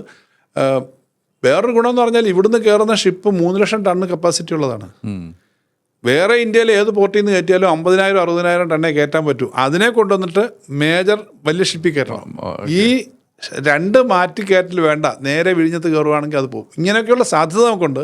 അതെങ്ങനെ ഉപയോഗിക്കും എന്നുള്ളത് പ്രധാനപ്പെട്ട കാര്യമാണ്. ധാരാളം ആളുകൾ ഇതെല്ലാം ഉള്ളതുകൊണ്ട് തന്നെ ഇവിടേക്ക് വരാനുള്ള സാധ്യതയുണ്ട്. കാരണം ലോകത്തെ ഏത് വലിയ നഗരങ്ങളും വലിയ പോർട്ടിനെയൊക്കെ കേന്ദ്രീകരിച്ച് തന്നെയല്ലേ വന്നത്. അപ്പം അതിൻ്റെ ഈ ഒരു സിറ്റുവേഷനിൽ നിൽക്കുമ്പോൾ തന്നെ നമുക്കിപ്പോൾ നമ്മൾ ഇൻകത്തിൻ്റെയും എക്സ്പെൻസിൻ്റെയും കാര്യം നമ്മൾ പറഞ്ഞു. അപ്പോൾ ഇപ്പോഴത്തെ അവസ്ഥയിൽ എക്സ്പെൻസ് മീറ്റ് ചെയ്യാനായിട്ടുള്ള ഏകദേശം 25% നമുക്ക് ടാക്സിൽ നിന്നൊക്കെ ആയിട്ട് സെൻറ്ററിൽ നിന്ന് കിട്ടുന്നുള്ളൂ. ബാക്കി 75% നമ്മൾ തന്നെ കണ്ടെത്തേണ്ടി വരിക. നമുക്ക് ന്യായമായി കിട്ടിയാൽ നമ്മുടെ എക്സ്പെൻഡിച്ചർ 10 മടങ്ങ് നന്നായി കൊണ്ടുപോകും. ഇത് പലപ്പോഴും നമ്മൾ വേണ്ടത്ര പൊതുജനത്തിന് അറിയില്ലല്ലോ ഈ കണക്കുകൾ. അപ്പോൾ ഇത് ശരിക്കും പറഞ്ഞാൽ നമുക്ക് കുറേ അസറ്റുകൾ നമ്മളിപ്പോൾ പറഞ്ഞു. ഇപ്പോൾ നമുക്ക് KSF ഇതെല്ലാനും നമ്മുടെ അസറ്റുകളായിട്ട് നമുക്ക് ഉണ്ട്. ഇനി നമ്മൾ ലയബിലിറ്റികൾ നോക്കണമെന്നുണ്ടെങ്കിൽ അതിന് ഇൻട്രസ്റ്റ് മീറ്റ് ചെയ്യേണ്ട ഒരു കടമ നമുക്കുണ്ട്. അപ്പോൾ അത് മീറ്റ് ചെയ്യാനായിട്ട് നമുക്ക് ഇപ്പോഴത്തെ സ്റ്റേറ്റിൽ നിന്നുള്ളത് മതിയോ? ആ ഡെഫിഷ്യൻസി എങ്ങനെയാണ് ഇപ്പോൾ മീറ്റ് ചെയ്യുന്നത്? വളരെ ക്ലിയർ ആണല്ലോ. ഞാൻ പറഞ്ഞല്ലോ, സാധാരണഗതിയിൽ 6 ലക്ഷം കോടിയിലേക്ക് എത്തേണ്ട ഒരു കടം സാധാരണത്തെ ഒരു 30 വർഷത്തെ പഴയ ബഡ്ജറ്റുകൾ ഞാൻ നോക്കിയിട്ടാണ് പറഞ്ഞത്. മറ്റ് സ്റ്റേറ്റുകൾ നോക്കി, അവിടെയാണല്ലോ 1.25 ലക്ഷം കോടി രൂപ വരേണ്ടതിനേക്കാളും കുറഞ്ഞത്. അപ്പോൾ അതുകൊണ്ട് നമുക്കത് കൈകാര്യം ചെയ്ത് പോകാൻ പറ്റുന്നതേ ഉള്ളൂ എന്നാണ് ഞാൻ ധരിക്കുന്നത്. മാത്രമല്ല, ഇപ്പോൾ ഈ നമ്മൾ പറഞ്ഞ പശ്ചാത്തലം ഉണ്ടല്ലോ, ധാരാളം പശ്ചാത്തല സൗകര്യങ്ങൾ വന്നു. ഈ പശ്ചാത്തല സൗകര്യങ്ങൾ അടുത്തൊരു 10 വർഷം 15 വർഷം ആകുമ്പോൾ കേരളത്തിൽ വളരെ വലിയ ഡെവലപ്മെൻറ്റ് സഹായിക്കുമെന്ന് ഞാൻ കരുതുന്നത്. പ്രൈവറ്റ് ഇൻവെസ്റ്റ്മെൻറ്റിന് കൂടുതൽ വരും. നമ്മുടെ എൻ്റർപ്രനേഴ്സ്, നമ്മുടെ ഇപ്പം ധാരാളം ചെറുപ്പക്കാരിപ്പോൾ പഴയതുപോലല്ല, ബിസിനസ്സിനകത്തേക്ക് വരുന്നുണ്ട്. ഇപ്പം സ്റ്റാർട്ടപ്പ് ആക്ടിവിറ്റീസ് അതിൽ നിന്ന് പെട്ടെന്ന് വളർന്ന് വലുതാവുന്നവർ. പിന്നെ എനിക്ക് ഡസൻ കണക്കിന് ആളുകൾ അറിയാം, ഞാനതിന് സമയമെടുത്ത് പറയുന്നില്ല. പക്ഷേ അവർക്കൊക്കെ വലിയ ഇൻവെസ്റ്റ്മെൻറ്റ് വരിക. ഇപ്പോൾ എറണാകുളത്ത് കഴിഞ്ഞ ദിവസം 2 യുവതികളുടെ കമ്പനിയിൽ വലിയൊരു ഇൻവെസ്റ്റ്മെൻറ്റ് വന്ന് വാർത്തയെ വായിച്ചു. പല ആശയങ്ങളും നമ്മൾ പ്രതീക്ഷിക്കാത്ത ആശയങ്ങൾ ഇന്നിപ്പം ഡെവലപ്പ് ചെയ്യുന്നു. ലോക മാർക്കറ്റാണല്ലോ ഇപ്പോൾ, എല്ലായിടവും ലോക മാർക്കറ്റാണ്, ഫണ്ട് വരുന്നുണ്ട്. അപ്പോൾ ഇത്തരം ധാരാളം കാര്യങ്ങൾ വരും. കേരളം ഇന്ത്യയിലെ ലോകത്തെ എല്ലാ സ്ഥലത്തും കേരളത്തിൻ്റെ 2-3 മേഖലയിൽ പ്രത്യേകിച്ച് ശ്രദ്ധിക്കാമെന്ന് എൻ്റെ അഭിപ്രായം. 1 എഡ്യൂക്കേഷൻ ഹബ് ആവാം, 2 ഹെൽത്ത് ഹബ് ആവാം, വെൽനസ്സും ട്രീറ്റ്മെൻറ്റും. കാരണം ഏറ്റവും ചിലവ് കുറഞ്ഞ നല്ല ഡോക്ടേഴ്സും നഴ്സസും ഉള്ള സ്റ്റേറ്റാണ്. ചിലവ് കുറഞ്ഞ ട്രീറ്റ്മെൻറ്റിന് പറ്റിയ സ്ഥലമാണ്. നമുക്ക് കൂടുതൽ ഹെൽത്ത് ടൂറിസം വെൽനസ്സാണ്. ഹെൽത്ത് ഇപ്പം 2 പല്ല് ഒന്ന് പോടടയ്ക്കണമെങ്കിൽ ഇംഗ്ലണ്ടിൽ നിന്ന് ഫ്ലൈറ്റ് പിടിച്ച് ഇന്ത്യ വരുന്ന ലാഭം മലയാളിക്ക്. കറക്റ്റ്. അവിടെ അതിനേക്കാളും കോശം. അപ്പം ലോകത്തുനിന്ന് ചികിത്സയ്ക്ക് ഇവിടെ വരാം. പിന്നെ വെൽനസ് ടൂറിസം സാറ് നേരത്തെ പറഞ്ഞ അറബികൾ ഇപ്പോൾ വരുന്നുണ്ടല്ലോ. അറബികൾ കഴിഞ്ഞ ദിവസം ഒരു അറേബ്യൻ ഒരു ഖത്തറിൽ നിന്ന് ഒരാൾ വന്നിരുന്നു. അദ്ദേഹം ആയുർവേദ ചികിത്സയ്ക്ക് വന്ന അദ്ദേഹം ഇവിടുത്തെ അവർക്കൊരു കൊടുങ്ങല്ലൂരുണ്ട്, അവിടെ ഹോസ്പിറ്റൽ, ഒരു ക്രാഫ്റ്റ് ഹോസ്പിറ്റൽ ഉണ്ട്, അവർ ധാരാളം വരുന്നുണ്ട്. 3 മാസത്തിലൊരിക്കൽ വരിക. ഈ മനുഷ്യൻ ചികിത്സ മാത്രമല്ല, അദ്ദേഹത്തിന് ഒരു 70 വയസ്സൊക്കെ കഴിഞ്ഞു. അതുകൊണ്ട് എനിക്ക് പഴയതുപോലെ ട്രാവൽ ചെയ്യേണ്ട, അതിൽ ടേക്ക് സം റെസ്റ്റ് എന്നുള്ളതാണ്. കെയർ എക്കണോമി പറ്റും. രണ്ടാമത് എഡ്യൂക്കേഷൻ. നമ്മുടെ കേരളത്തിൽ ഏറ്റവും നല്ല ലാൻഡ്സ്കേപ്പ് ഉണ്ട്, ക്ലൈമറ്റ് ഉണ്ട്. ഇപ്പം ഏറ്റവും ഡ്രൈ ആയ ഒരു സ്ഥലത്ത് പോയി പഠിക്കുന്നതിനേക്കാളും നല്ലത് നല്ല സൗകര്യം ഉണ്ടെങ്കിൽ ഇവിടെ നിന്ന് പഠിക്കില്ലേ. നമ്മുടെ എഞ്ചിനീയറിംഗ് കോളേജിലൊക്കെ 10-20% സീറ്റ് വേക്കൻ്റ് ആയിട്ടുണ്ട്. അത് അവർക്ക് വന്ന് ചേരാനുള്ള സംവിധാനം കൂടെ കൊടുത്താൽ മതി. ഗവൺമെൻറ്റിൻ്റെ ചില നയങ്ങൾ വേണമായിരിക്കും. ഞാൻ പറയാമായിരുന്നു, കഴിഞ്ഞ നേരത്തെ പറഞ്ഞ കട്ടപ്പന മരിയൻ കോളേജിനോട് എനിക്ക് ഇഷ്ടം പ്രത്യേകിച്ചുണ്ടായിട്ടല്ല. പക്ഷേ ഇവിടുന്ന് അങ്ങ് ഹൈ റേഞ്ചിലേക്ക് കയറുമ്പോൾ അങ്ങനെയൊക്കെയുള്ള സ്ഥലങ്ങളിലൊക്കെയുള്ള ആ കോളേജുകളെന്നൊക്കെ പറഞ്ഞു കഴിഞ്ഞാൽ അവിടുത്തെ അന്തരീക്ഷം, അല്ലെങ്കിൽ നമ്മുടെ എറണാകുളം ആയിക്കോട്ടെ, തിരുവനന്തപുരം ആയിക്കോട്ടെ, കൊല്ലം ആയിക്കോട്ടെ, നമ്മുടെ സ്ഥാപനങ്ങളിൽ വന്ന് പഠിക്കാൻ പറ്റുന്ന തരത്തിലേക്ക് ഒരു സംവിധാനം വന്നാൽ 10,000 സ്റ്റുഡൻസ് ഒരു വർഷം പുതുതായിട്ട് വന്ന് പഠിക്കാൻ വരും. ഇത് ലോകത്ത് എവിടുന്നും ആളുകളെ അട്രാക്ട് ചെയ്യാൻ പറ്റുന്നതാണ് നമ്മുടെ ഈ എഡ്യൂക്കേഷൻ രംഗം. പിന്നെ ഞാൻ ഈ പറഞ്ഞ പുതിയ തരത്തിലുള്ള പിന്നെ ബിസിനസ്സുകളും മറ്റും പറ്റുന്ന, അത് ഏതാക്കും വന്നാൽ കമ്മ്യൂണിക്കേറ്റ് ചെയ്യാൻ പറ്റുന്ന ഒരു, അവർക്കൊന്നും ഒരു അപരിചിതത്വമൊന്നുമില്ല. കുറച്ചുകൂടെ ഫ്രണ്ട്ലി ആവണം നമ്മൾ. കോസ്മോപൊളിറ്റൻ ആകുമ്പോൾ ഫ്രണ്ട്ലി ആവും. എറണാകുളത്തിന് ആ ഗുണമുണ്ട് ഇപ്പം തന്നെ. കൊച്ചിക്ക് പല സ്ഥലത്തുനിന്ന് ആളുകളുണ്ട്. അപ്പോൾ ആളുകളും താമസിക്കും. പുറത്തുനിന്ന് കുട്ടികൾ പഠിക്കാൻ വന്നു കഴിഞ്ഞാൽ ഒരു 20,000 കുട്ടി ഒരു വർഷം പഠിക്കാൻ വരുവാണെങ്കിൽ 20,000 രക്ഷകർത്താക്കൾ വർഷത്തിൽ 1-2 പ്രാവശ്യം വരും. ഇതൊന്നും ലോ ആൻഡ് ഓർഡർ ഇഷ്യൂ ഉണ്ടാക്കുന്ന അല്ലെങ്കിൽ വേറെ തരത്തിലേക്കുള്ള കാര്യങ്ങൾ വരത്തില്ല. ഇവരൊക്കെ വന്നാൽ കുറച്ച് പേര് ഇൻവെസ്റ്റ് ചെയ്യും, ഇൻ്റർനാഷണൽ ആയിട്ടുള്ള ഈ സാധ്യതകൾ ഉപയോഗിക്കും. കേരളം വളരെ വലിയ ഡെവലപ്മെൻറ്റ് ഉണ്ടാകുന്ന അടുത്തൊരു 10 വർഷം 15 വർഷത്തിനകത്തിൽ വലിയ ഡെവലപ്മെൻറ്റ് ഉണ്ടാക്കാൻ പറ്റുന്ന പല സാധ്യതകളും നമുക്കുണ്ട്. അത് നമ്മൾ നല്ലതുപോലെ മുന്നോട്ട് കൊണ്ടുപോകുക എന്നുള്ളതാണ് ഏറ്റവും പ്രധാനം. ഇത് രാഷ്ട്രീയ പാർട്ടികളുടെ ഒന്നും മാത്രം പ്രശ്നമല്ല, കേരളത്തിൻ്റെ പ്രശ്നമാണ്. ഗവൺമെൻറ് ഇക്കാര്യത്തിനകത്ത് കാര്യങ്ങളാണ് ചെയ്യേണ്ടത്. അതിനെ സംബന്ധിച്ച് അത്രയും ബ്രോഡായ കാര്യങ്ങൾ ചെയ്യാനൊരു മാനസികാവസ്ഥയോടുകൂടി നമ്മൾ ഈ നല്ല അവസരം ഉപയോഗിക്കുന്നില്ലെങ്കിൽ അത് അപകടമാണെന്ന് എൻ്റെ അഭിപ്രായം. പ്രത്യേകിച്ചും ട്രംപിൻ്റെ ഭരണം വന്നതോടുകൂടി അമേരിക്ക ഇപ്പോൾ ലോകത്താകെ നടപ്പിലാക്കുന്ന കാര്യമുണ്ട്. ഇപ്പോൾ ഒരു എക്കണോമിയൊക്കെ വല്ലാത്തൊരു സ്ക്യൂസിലാണ് വാസ്തവത്തിൽ. അമേരിക്കയിൽ ഇപ്പം തന്നെ പ്രശ്നങ്ങളുണ്ടല്ലോ, തൊഴിലില്ലായ്മ രൂക്ഷമാകുന്നു, അത് സാമ്പത്തിക നയങ്ങളാണ്. ഇന്ത്യയിലും അതുപോലെ ചില നയങ്ങൾ കേന്ദ്ര ഗവൺമെൻറ് എടുക്കുന്നു എന്നുള്ളൊരു വിഷമമുണ്ട്. കാരണം കുറച്ചുകൂടി എംപ്ലോയ്മെൻറ്റ് ജനറേറ്റ് ചെയ്യുന്ന ഫണ്ട് കൂടുതൽ ആളുകളിലേക്ക് ചെല്ലുന്ന തരത്തിലേക്കുള്ള സ്കീം കൂടി വേണം. സ്ക്യൂസിയല്ല വേണ്ടത്, കുറച്ചുകൂടി ബ്രോഡാക്കുകയാണ് വേണ്ടത്. എക്സാമ്പിൾ പറയാമോ? ഞാനിപ്പോൾ പറയാം, തൊഴിലുറപ്പ് പദ്ധതി കഴിഞ്ഞ ദിവസം ഒരു തീരുമാനം എടുത്തു. കേരളത്തിന് കിട്ടിക്കൊണ്ടിരിക്കുന്ന 2,000 കോടിയാണ് കട്ട് ചെയ്യുന്നത്. ഇന്ത്യയിലാകെ വരുമ്പോൾ അത് 80,000 കോടി 60,000 കോടി കട്ട് ചെയ്യും. ഏറ്റവും സാധാരണക്കാരുടെ അടുത്തേക്ക് അവർക്ക് അരിയും മുളകും പഞ്ചാരയും മേടിക്കാനുള്ള പണം, പരമ്പരാഗത വ്യവസായം പലതും തകർന്നു പോയി, കാർഷിക മേഖല തകർച്ചയുണ്ട്. അവർക്ക് സാധനം മേടിക്കാനുള്ള പണം അവരുടെ കയ്യിലേക്ക് ചെന്ന് കഴിഞ്ഞാൽ അത് കമ്പോളത്തിൽ വരും. ഒരു വലിയ സമ്പന്നനായ ഒരാളുടെ കയ്യിൽ 100 രൂപ കിട്ടിയാൽ അല്ലെങ്കിൽ 1,00,000 രൂപ കിട്ടിയാൽ അത് ബാങ്കിൽ പോകും, കുറച്ച് ഭാഗം, അല്ലെങ്കിൽ വേറെ മാർക്കറ്റിൽ പോകും. ഏറ്റവും സാധാരണക്കാരന് കിട്ടിക്കഴിഞ്ഞാൽ ഏറ്റവും ആവശ്യമുള്ള സാധനമാണ്. അവന് 1000 രൂപ കിട്ടിക്കഴിഞ്ഞാൽ അവന് അരിയും സാധനവും മേടിച്ചതിന് ശേഷം അവൻ തുണി മേടിക്കും, മറ്റും മേടിക്കും. ഇത് കുറച്ചുകൂടെ എക്കണോമി ചലിപ്പിക്കും. അപ്പോൾ 2 മേഖലയിലും പണം വേണം. ഏറ്റവും ലേറ്റസ്റ്റ് ഉദാഹരണം ഈ തൊഴിലുറപ്പ് പദ്ധതിയുടെ പണം വെട്ടിക്കുറച്ചതും അതിൻ്റെ സ്കോപ്പ് കുറച്ചതുമാണ്. സെൻട്രൽ ഗവൺമെൻറ് കയ്യിലും പണത്തിൻ്റെ പ്രശ്നം കാണും, അവർ കൈകാര്യം ചെയ്യുന്ന രീതികളുടെ പ്രശ്നമുണ്ട്. അപ്പോൾ ഇത് സ്റ്റേറ്റുകളുടെ പണവും സെൻട്രലിൻ്റെ പണവും സ്പെൻഡിങ് കുറച്ചാൽ എല്ലാ മേഖലയും ബാധിക്കും. തീർച്ചയായും ഷെയർ മാർക്കറ്റിനെയും ബാധിക്കും, മ്യൂച്വൽ ഫണ്ടിനെയും ബാധിക്കും, എല്ലാ മേഖലയും ബാധിക്കും. മ്യൂച്വൽ ഫണ്ട് എന്ന് പറയുന്നത് രാഷ്ട്രത്തിൽ, അതെ അല്ല ഞാൻ പറഞ്ഞത് മ്യൂച്വൽ ഫണ്ട് വരിക എന്ന് പറയുന്നത് എനിക്ക് റിസോഴ്സ് ഇച്ചിരി അധികം ഉണ്ടെങ്കിൽ ഇടാൻ പറ്റൂ. അതെ, ഞാനത് ഇട്ട് കഴിഞ്ഞാൽ എനിക്ക് ബിസിനസ് നേരിട്ട് ചെയ്യാൻ വയ്യ. Then you may do that. I am giving it you and you will take a wise decision. ഞാൻ പറഞ്ഞ വലിയ mutual fund managers, it will go to the share market, it will go to the industries. Okay, investment ആണ്. എനിക്ക് resource ഇല്ലെങ്കിൽ as A individual എനിക്ക് വരുമാനവും എനിക്ക് ചെറിയ മിച്ചം ഇല്ലെങ്കിൽ ഇതങ്ങോട്ട് വരില്ലല്ലോ, മാറ്റി വയ്ക്കാൻ പറ്റില്ല, ചെയ്യാൻ പറ്റില്ല. അപ്പോൾ അതിന് മിച്ചം വരണമെങ്കിൽ ഞാനൊരു ചെറിയ ഗ്രോസറി ഷോപ്പ് നടത്തുന്ന ആളാണ്. എൻ്റെ ഇടയിൽ നിന്ന് 100 പേര് സാധനം മേടിക്കാൻ വരുന്നവരുണ്ട്. അവർ മേടിച്ചതിൽ നിന്നുള്ള ലാഭമില്ല എനിക്ക് കിട്ടൂ. ഈ 100 പേര് വരുന്നതിനകത്തും 50 പേരുടെ അവരുടെ നേരെ വരുമാനം പകുതിയായി കുറഞ്ഞാൽ എൻ്റെ കച്ചവടം കുറയില്ലേ? അതെ അതെ. അപ്പോൾ തൊഴിലുറപ്പ് പദ്ധതി എന്ന് പറയുന്നത് ചെറിയ സാധാരണക്കാരുടെ ഒരു വരുമാനമാണെന്ന് നമ്മൾ വിചാരിക്കുമ്പം അത് ആ ലക്ഷക്കണക്കിന് ആളുകൾക്ക് കിട്ടുമ്പം അതിൻ്റെ 10,000 കോടി രൂപ തിരിച്ചു വരുന്നതാണ്. ഇത് എക്കണോമിയുടെ ഏറ്റവും ബേസിക് പ്രിൻസിപ്പിളാണ്. ആ പ്രിൻസിപ്പിളുകൾ പലതും കട്ട് ചെയ്ത് പോകുന്നു എന്നുള്ളൊരു അപകടമുണ്ട് ഇപ്പോൾ. ഓക്കെ സാർ, ഇതിൽ നമ്മൾ സ്റ്റേറ്റിൻ്റെ കുറേ കാര്യങ്ങൾ പറഞ്ഞു. അപ്പോൾ എന്നാലും ഇപ്പോൾ നമ്മുടെ പബ്ലിക്കിൻ്റെ ഒരു കാര്യം പറഞ്ഞു കഴിഞ്ഞാൽ ഇവിടെ പല ആൾക്കാരുടെ കടങ്ങൾ കൂടി വരുന്നു. അപ്പോൾ സാറ് ഡെഫിനറ്റ്ലി ആളുകളെ സ്ഥിരമായിട്ട് കാണുന്നതാണ്.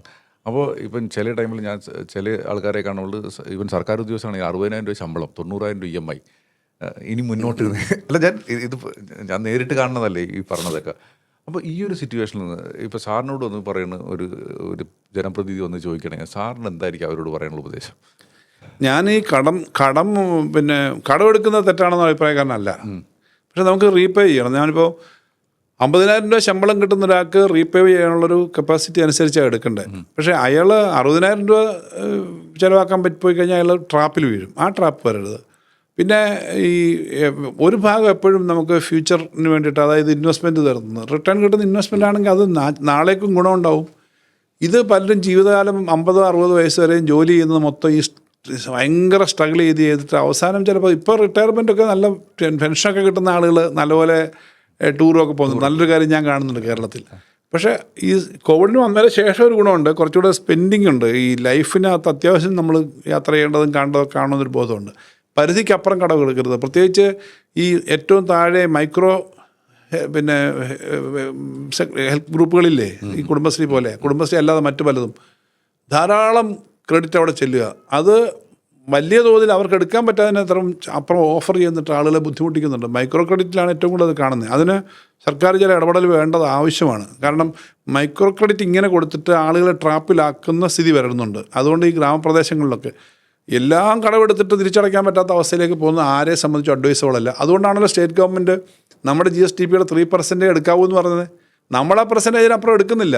സ്റ്റേറ്റ് ഗവൺമെൻറ്റിനൊന്നും നിർത്താൻ വയ്യാത്ത കടം എടുക്കാൻ പറ്റില്ല, ഇല്ലതാനും. പക്ഷേ വ്യക്തികളെ സംബന്ധിച്ചും ആ മാനേജ്മെൻറ്റ് വളരെ പ്രധാനമാണ്. കടം എടുക്കാം, പക്ഷേ നമുക്കത് തിരിച്ച് സർവീസ് ചെയ്യാൻ പറ്റുന്ന കടമായിരിക്കണം.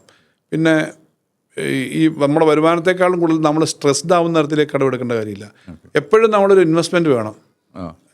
അതായത് മുഴുവനും നമ്മൾ പറഞ്ഞില്ലേ, ദീപാവലി കുളിക്കുക, പുളിശ്ശേരി കുടിക്കുക എന്നൊക്കെ പറയുന്ന പ്രയോഗമുണ്ട് മലയാളത്തിൽ, എല്ലാം പാപ്പരായിട്ട്. അങ്ങനല്ല, there should be some savings for the future. Okay, ഇത് ഭയങ്കര ഇമ്പോർട്ടൻ്റ്. നമ്മളിത് എപ്പോഴും പറഞ്ഞുകൊണ്ടിരിക്കുന്നത്. അല്ല, ഞാൻ പറഞ്ഞത് നമ്മളത് ഇൻവെസ്റ്റ്മെൻറ്റിൽ പോകുമ്പം നല്ല ഇൻവെസ്റ്റ്മെൻ്റ് ആയിരിക്കണം. ഏതെങ്കിലും 25% റിട്ടേൺ കൊടുക്കാമെന്ന് പറഞ്ഞിട്ട് ഇട്ടിട്ട് പിന്നെ പൊളിഞ്ഞു പോയ ചില ആളുകൾ വന്നിരുന്നു ഇടയ്ക്ക്. ചില കേരളത്തിലെ തന്നെ ചില സ്ഥാപനങ്ങൾ, അതിനകത്ത് ഒരാൾ വളരെ വലിയൊരു സയൻറ്റിസ്റ്റാണ്, വളരെ ഞാൻ പറഞ്ഞു നിങ്ങളെപ്പോലുള്ള ആൾ, മറ്റൊരു പ്രിൻസിപ്പളാണ്, ഒരു കോളേജ് പ്രിൻസിപ്പൾ. ഞാൻ പറഞ്ഞു നിങ്ങളെപ്പോലുള്ള ആളുകളൊക്കെ ഈ 30%, 25% കിട്ടുമെന്ന് കൊണ്ടിട്ടല്ലേ. ഇത് തന്നെയാണ് ഇപ്പോൾ ചോദ്യം. നമ്മൾ ഫിനാൻഷ്യൽ എഡ്യൂക്കേഷനും കോളേജ് എഡ്യൂക്കേഷനും അല്ലാന്നുണ്ടെങ്കിൽ, ഇപ്പോൾ നമ്മൾ എഡ്യൂക്കേഷൻ എന്ന് പറഞ്ഞാൽ ഒരാൾ PhD എടുത്തതിന് എഡ്യൂക്കേറ്റഡ് എന്ന് പറയാം. പക്ഷേ അദ്ദേഹത്തിന് ഫിനാൻഷ്യൽ എഡ്യൂക്കേഷൻ ഉണ്ടാന്ന് പറഞ്ഞാൽ ഇറ്റ്സ് എ ബിഗ് ക്വസ്റ്റ്യൻ. ഈ ഫിനാൻഷ്യൽ എഡ്യൂക്കേഷൻ വളരെ കുറവാണ് പല ആൾക്കും. ഈ പറഞ്ഞ പോലെ വലിയ പദവിയിലിരിക്കുന്ന ആളുകളാണ് നമ്മൾ വിചാരിക്കുമ്പോൾ അവർ തന്നെ, ഞാൻ ഈ പറഞ്ഞ ഒരു വളരെ വലിയ ഇന്ത്യയിലെ വളരെ വെറ്ററനായിട്ട് ഒരു സ്ഥാപനത്തിലെ വളരെ പ്രധാനപ്പെട്ട സയൻറ്റിസ്റ്റാണ്. അദ്ദേഹത്തിന് പോയത് 10 ലക്ഷമോ 25 ലക്ഷമോ. ഒരു കോളേജ് പ്രിൻസിപ്പൾ 30 വർഷക്കാലം പഠിപ്പിച്ചതാണ് പ്രിൻസിപ്പളിന് പോയത് ഇതുപോലെ വലിയ തുകയാണ്. ഇവർ ആദ്യമേ തന്നെ 20%, 30% കിട്ടുമെന്ന് പറഞ്ഞ് വിശ്വസിക്കുമ്പോൾ എങ്ങനെ ഏതിലാണ് കിട്ടുമോ? ഇങ്ങനെ ഒന്നിലും സാധാരണ അങ്ങനെ കിട്ടത്തില്ലല്ലോ. അത് സാമാന്യ ബുദ്ധിയുള്ളവർക്ക് അറിയാവുന്നതാണല്ലോ. അതുകൊണ്ട് എപ്പോഴും വ്യവസ്ഥാപിതമായ സിസ്റ്റമാറ്റിക്കായ നിയന്ത്രണങ്ങളുള്ള സംവിധാനങ്ങളിൽ കൂടെ തന്നെ അത് ഇൻവെസ്റ്റ് ചെയ്യാവുള്ളൂ.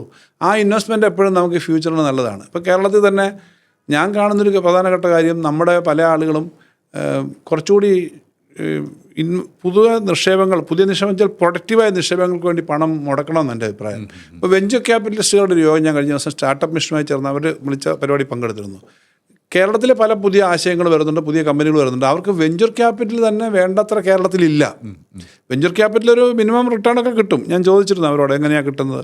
അപ്പോൾ ഏഞ്ചൽ ഫണ്ടിങ്, വെഞ്ചർ ക്യാപിറ്റലൊക്കെ വിദേശത്ത് ധാരാളമുണ്ട്. നമ്മുടെ ആളുകൾ ഈ കഴിഞ്ഞ ദിവസം ഒരാൾ പറഞ്ഞു ഇത് ഗോൾഡ്സ് ഓൺ കൺട്രി ആണെന്ന് വേണേൽ പറഞ്ഞു. God's own കൺട്രിയാണ്. ഗോൾഡ് ഏറ്റവും കൂടുതൽ വാങ്ങുന്ന ആളുകൾ. ഗോൾഡ് നല്ലതാണ്, പക്ഷേ ഇറ്റ്സ് ആൻ ഐഡിൽ സാധനമാണ്, ഇരിക്കുകയാണ്. നല്ലതാണ്, ആസ്തിയാണ്. വില പക്ഷേ ഈ ഒരു ലാസ്റ്റ് വർഷം പ്രൂവ് ചെയ്ത് കറക്റ്റാണ്. അത് വില കൂടുന്നത് മാത്രമല്ല, നാളെ ഒരു അനിശ്ചിതത്വം വന്നാൽ നാണയങ്ങളുടെയൊക്കെ വില ഇടിയാമെങ്കിലൊക്കെ ഉള്ള പ്രശ്നമാണ്. പക്ഷേ നമ്മുടെ നാടിനും അവർക്കും കുറച്ചുകൂടി ഇൻവെസ്റ്റ്മെൻറ്റ് അത് ചാനലൈസ് ചെയ്ത്, നമുക്ക് ഒറ്റയ്ക്ക് ഒരാൾക്കും ബിസിനസ് ചെയ്യാൻ പറ്റില്ല, ഒറ്റയ്ക്ക് ഒരാൾക്ക് ഒരു പുതിയ നിക്ഷേപത്തിന് കൊടുക്കാൻ പറ്റില്ല. അപ്പം നമ്മൾ 100-1000 പേരിടുന്നത് നല്ലതുപോലെ ചെയ്യാൻ പറ്റുന്ന തരത്തിലേക്ക് പോകുകയാണെങ്കിൽ അതിൻ്റെ ഗുണമുണ്ടാവും. അപ്പോൾ എപ്പോഴും ഫ്യൂച്ചറിന് വേണ്ടിയിട്ടുള്ള ഇൻവെസ്റ്റ്മെൻറ്റ് വേണം. ആ ഇൻവെസ്റ്റ്മെൻറ്റ് എന്നൊക്കെ അവർ നോക്കണം. അതിനകത്ത് ഫിനാൻഷ്യൽ ലിറ്ററസിയെ സംബന്ധിച്ച് ഒരു വലിയ ക്യാമ്പയിൻ എടുക്കാൻ ഗവൺമെൻറ് തീരുമാനിച്ചിട്ടുണ്ട്. ഇപ്പം കഴിഞ്ഞ ബഡ്ജറ്റിൽ ഞാൻ പ്രസംഗിച്ചിരുന്നു, പിന്നെ ബഡ്ജറ്റ് പ്രസംഗത്തിൽ ഞാൻ കൂട്ടിയിരുന്നു. അതിനൊരു പരിപാടി വെക്കുന്നുണ്ട്. സ്കൂളുകളിലേക്ക് തന്നെ അത് പോകണം എന്നാണ് വിചാരിക്കുന്നത്. ഇപ്പോൾ സ്കൂൾ സിലബസിൽ ചില കാര്യങ്ങൾ ചേർത്തിട്ടുണ്ട്. ഇനിയും കുറേ കാര്യങ്ങൾ ചെയ്യുന്നുണ്ട്. നാഷണൽ സേവിങ്സ് ഉണ്ടല്ലോ, നമ്മുടെ നാഷണൽ സേവിങ്സ്. അപ്പോൾ പണ്ടൊക്കെ ഞങ്ങൾ സഞ്ചയിക അംഗങ്ങളായിരുന്നു. നിങ്ങളീ പലരും കാണും ചിലപ്പോൾ സ്കൂളിൽ പഠിക്കുമ്പോൾ സഞ്ചയിക. അപ്പോൾ എല്ലാ കുട്ടികൾക്കും ഈ കുറച്ചൊരു ഇൻവെസ്റ്റ്മെന്റ് അല്ല, നമുക്ക് സ്പെൻഡിങ് എന്ന് പറഞ്ഞാൽ വന്നെങ്കിലേ സ്പെൻഡ് ചെയ്യാൻ പറ്റും എന്നുള്ള ബോധ്യം ആദ്യം വേണം. ഫണ്ട് കൊടുക്കണം സാർ, അതെ, എല്ലാവർക്കും മ്യൂച്വൽ ഫണ്ട് എന്നുള്ള ഞാൻ പറയുന്നില്ല. പക്ഷേ ഞാൻ പറഞ്ഞത് വരവുണ്ടെങ്കിലേ ചിലവാക്കാൻ പറ്റൂ. ചിലവ് അധികം ആക്കിയിട്ട് വരവില്ലാതെ വരുമ്പോഴാണല്ലോ ആളുകൾ അബദ്ധത്തിൽ പാടുന്നത്. അതുകൊണ്ട് നമുക്ക് നമ്മുടെ സേവിങ്സ് വേണം. എത്രയാണ് സാധാരണഗതി റിട്ടേൺ കിട്ടുന്നതെന്നൊരു ധാരണ വേണം. അസാമാന്യമായ പ്രഖ്യാപനങ്ങളൊക്കെ നടത്തിക്കൊണ്ട് പണം ഇട്ടിട്ട് അവസാനം തെണ്ടിപ്പോണ്ട അവസ്ഥ ഉണ്ടാവരുത്. കൃത്യമായി കാര്യങ്ങൾ ചെയ്യണം. കേരളത്തിൻ്റെ ഫ്യൂച്ചറിന് വേണ്ടിയിട്ട് വലിയ തോതിലുള്ള സ്കോപ്പാണ് കേരളത്തിൽ. അതിന് കൂടുതൽ നല്ല ഇൻവെസ്റ്റേഴ്സും കേരളത്തിൽ വരണം. അതായത് വ്യക്തികൾക്ക് ഒറ്റയ്ക്ക് ചെയ്യാൻ പറ്റില്ല. ബിസിനസ് നടത്തുന്നവർ, ഗവൺമെൻറ്റോ ക്വാസി ഗവൺമെൻറ്റോ, അല്ലെങ്കിൽ നമ്മൾ പല തരത്തിലുള്ള പിന്നെ സിയാൽ നല്ല മോഡലാണ്. അത് ഗവൺമെൻറ് നിന്നതുകൊണ്ടാണ്. സിയാലിന് അത്രയും പണം ഉണ്ടെങ്കിൽ ചുമ്മാ ഉണ്ടാവില്ല. അതെ, PPP നന്നായി നടന്നു.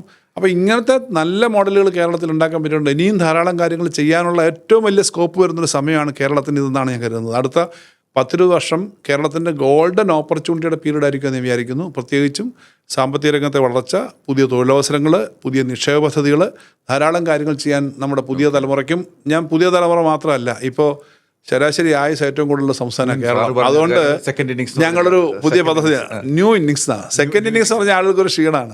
പക്ഷേ ഞാൻ അതിനകത്ത് എപ്പോഴും പറഞ്ഞൊരു കാര്യം, KFC കെൻഡക്കി ചിക്കൻ തുടങ്ങിയ അദ്ദേഹത്തിൻ്റെ അനുഭവമാണ്. 60-65 വയസ്സ് കഴിഞ്ഞപ്പോൾ ആത്മഹത്യ ചെയ്യാൻ പോയ ആൾ ആത്മഹത്യയിൽ വിജയിക്കാതെ തുടങ്ങിയതാണ് ഈ കെൻഡക്കി ചിക്കൻ എന്നാണ് ഞാൻ വായിച്ചിട്ടുള്ളത്. ലോകത്തെ ഏറ്റവും വലിയ ഒരു ഫുഡ് ചെയിനായി. അപ്പം നമുക്ക് കേരളത്തിൽ ഇപ്പം ഞാനിത് വെറുതെ പറഞ്ഞല്ലേ, ഇപ്പോൾ ഒരു വളരെ സീനിയറായ ഒരു സയൻറ്റിസ്റ്റ്, പിന്നെ റഡാർ ടെക്നോളജിയിലൊക്കെ ഉള്ള ആൾ, അദ്ദേഹം ഒരു പുതിയ സ്ഥാപനം തുടങ്ങുന്നതിനെ പറ്റി കഴിഞ്ഞ ദിവസം നമ്മുടെ ഈ ന്യൂ ഇന്നിങ്സിൻ്റെ ഭാഗമായിട്ട് വന്ന് അന്വേഷിച്ചിരുന്നവരായിട്ട്.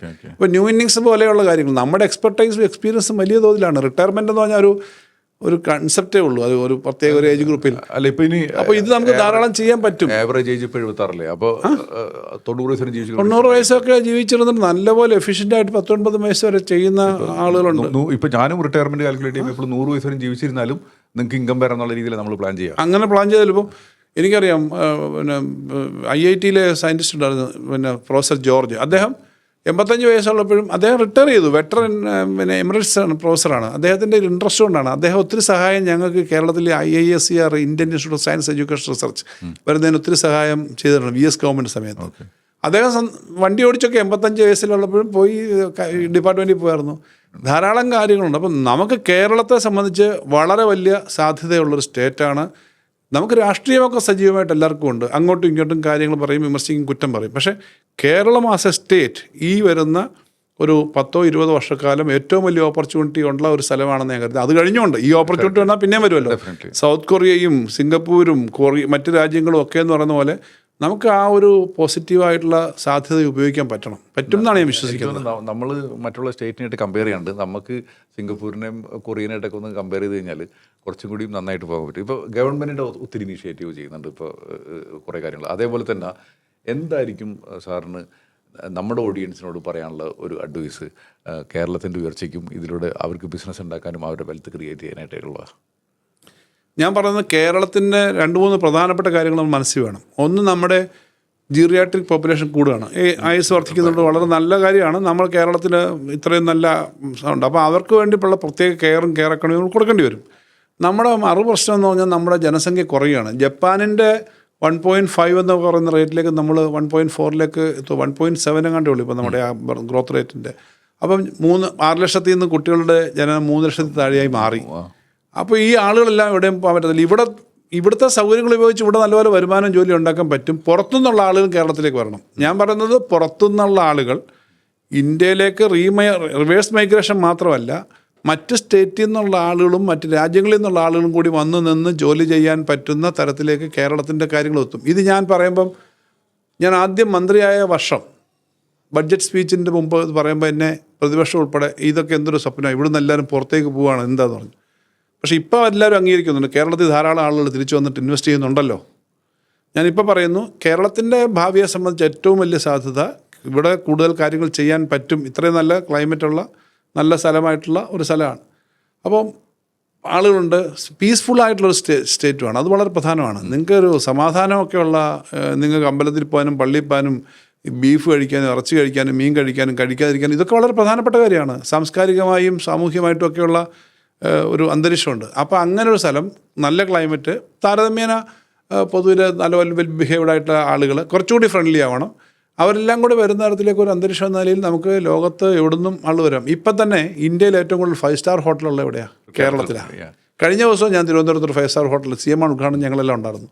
നാളിന് അവിടെ വരുന്നു. കൊച്ചിയിൽ എത്ര വരുന്നു? വയനാട് 1500-ലധികം നല്ല റിസോർട്ടുകളുണ്ട്. സോ ടൂറിസത്തിൻ്റെ സാധ്യത, ഇതുപോലുള്ള സാധ്യതകൾ നമുക്ക് ധാരാളമുണ്ട്. അപ്പോൾ ഇവിടുന്ന് ലോകത്ത് എവിടുന്ന് വന്നിട്ട് വേണമെങ്കിൽ ബിസിനസ് ചെയ്യുന്ന ആൾക്ക് ഇപ്പോൾ ഓൺലൈനാണല്ലോ, ഡിജിറ്റലാണല്ലോ, വർക്ക് ഫ്രം ഹോം ഉണ്ട്. നമുക്കിപ്പോൾ ഞങ്ങൾ തുടങ്ങുന്നു work from A tourist place കേരളത്തിൽ പറ്റും. അപ്പോൾ ഇങ്ങനെ പല സാധ്യതകൾ നമുക്കുണ്ട്. അപ്പോൾ ലോകത്തു നിന്നെല്ലാം ഇവിടേക്ക് കേന്ദ്രീകരിക്കാനും എന്ന് പറഞ്ഞാൽ പല ആൾക്കും വന്ന് ജോലി ചെയ്യാൻ പറ്റും, തിരിച്ചു പോകാൻ പറ്റും. അപ്പോൾ അങ്ങനത്തെ ഒരു സ്ഥിതിയിലേക്ക് നമുക്ക് എത്തിക്കാൻ പറ്റും. അതിന് വേണ്ടത് നമുക്കൊരു കമ്മിറ്റ്മെൻറ്റും നമ്മുടെ എക്സ്പീരിയൻസ് ഉപയോഗിച്ച് ഇവിടെ ചെയ്യാനും കുറച്ചുകൂടി ഇൻവെസ്റ്റ്മെൻറ്റ് വരണം, ഇത്ര സൗകര്യങ്ങൾ വരണം. ആ സൗകര്യങ്ങൾ എന്ന് പറഞ്ഞാൽ ഞാൻ പറയുന്നത് ഷെയർ മാർക്കറ്റിലും മ്യൂച്വൽ ഫണ്ടിലും ഇടുന്നത് ഒരു ഭാഗമാണ്. അത് മാത്രമല്ല, ശരിക്കും കോൺക്രീറ്റ് ആയിട്ടുള്ള സ്ഥാപനങ്ങൾ വരണം. അതായത് സ്ഥാപനങ്ങൾക്ക് ഫണ്ട് കിട്ടിയാലേ ചെയ്യാൻ പറ്റത്തില്ല. സ്ഥാപനങ്ങൾ വന്നാലല്ലേ ഷെയർ ഉള്ളൂ. അപ്പോൾ നല്ല സ്ഥാപനങ്ങൾ, അവർക്ക് ഇപ്പം സ്പോർട്സും കൾച്ചറുമാണ് അടുത്ത ദശാബ്ദത്തിലെ, അടുത്ത 2-3 ദശാബ്ദത്തിലെ ഏറ്റവും വലിയ റിസോഴ്സ് ഉണ്ടാക്കാൻ പോകുന്നതെന്നാണ് പറയുന്നത്. കറക്റ്റ്. ഇപ്പോൾ ഇന്ത്യയിൽ തന്നെ ഇപ്പോൾ IPL-ഉം എല്ലാം. അപ്പോൾ നമ്മൾ സ്പോർട്സ്, ആർട്സ്, അതിന് നമുക്കുണ്ട്. അപ്പോൾ ഇത്തരം കാര്യങ്ങൾക്കൊക്കെയുള്ള സാധ്യതകൾ നന്നായി ഉപയോഗിക്കാൻ പറ്റും. അതുകൊണ്ട് പിന്നെ നമ്മൾ വിചാരിക്കുന്നതിനേക്കാളുള്ള അപ്പുറമുള്ള പ്രൊപ്പോർഷനിലേക്ക് കേരളത്തിൽ ഗ്രോത്ത് സ്കോപ്പ് ഉണ്ട്. നമ്മൾ ഒരുമിച്ച് നിൽക്കണം, നമ്മുടെ നാട്ടിലെ ആളുകൾ. അതിനകത്തൊക്കെ വ്യക്തിപരമായ താല്പര്യങ്ങളും രാഷ്ട്രീയമൊക്കെ ഉണ്ടാവും. പക്ഷേ കേരളത്തിൻ്റെ പൊതുക്കാര്യങ്ങളിൽ ചെറിയ ചെറിയ കാര്യങ്ങളുടെ പിന്നാലെ പോയി തർക്കം ഉണ്ടാക്കി ഇല്ലാത്ത കാര്യം പറഞ്ഞ് നമ്മൾ കേരളത്തെ പറ്റി പറയുന്നത് ഈ ഞണ്ടിൻ്റെ മാനസികാവസ്ഥ എന്ന് പറയുമല്ലോ, വലിച്ചത്. അതല്ല, അത് നമുക്ക് കുറച്ചുകൂടി നന്നായി ചെയ്യാൻ പറ്റുമെന്നാണ് ഞാൻ വിശ്വസിക്കുന്നത്. Okay, thank you sir. ഈ ടൈം നമുക്ക് വേണ്ടിയിട്ട് തന്നതിനും ഈ ഓഡിയൻസിന് ഇത്രയും മെസ്സേജ് തന്നതിനും. എനിക്ക് കുറേ ചോദ്യങ്ങൾ പിന്നെയും ചോദിക്കാനുണ്ട്. അപ്പോൾ അടുത്ത പ്രാവശ്യം നമുക്ക് ഇനിയും മന്ത്രിസഭ വരട്ടെ, ഇനിയും മന്ത്രിയായിട്ടും മുഖ്യമന്ത്രിയായിട്ടൊക്കെ നമുക്ക് കാണാനായിട്ട് ഭാഗ്യം ഉണ്ടാവട്ടെ. Thank you so much. Thank you.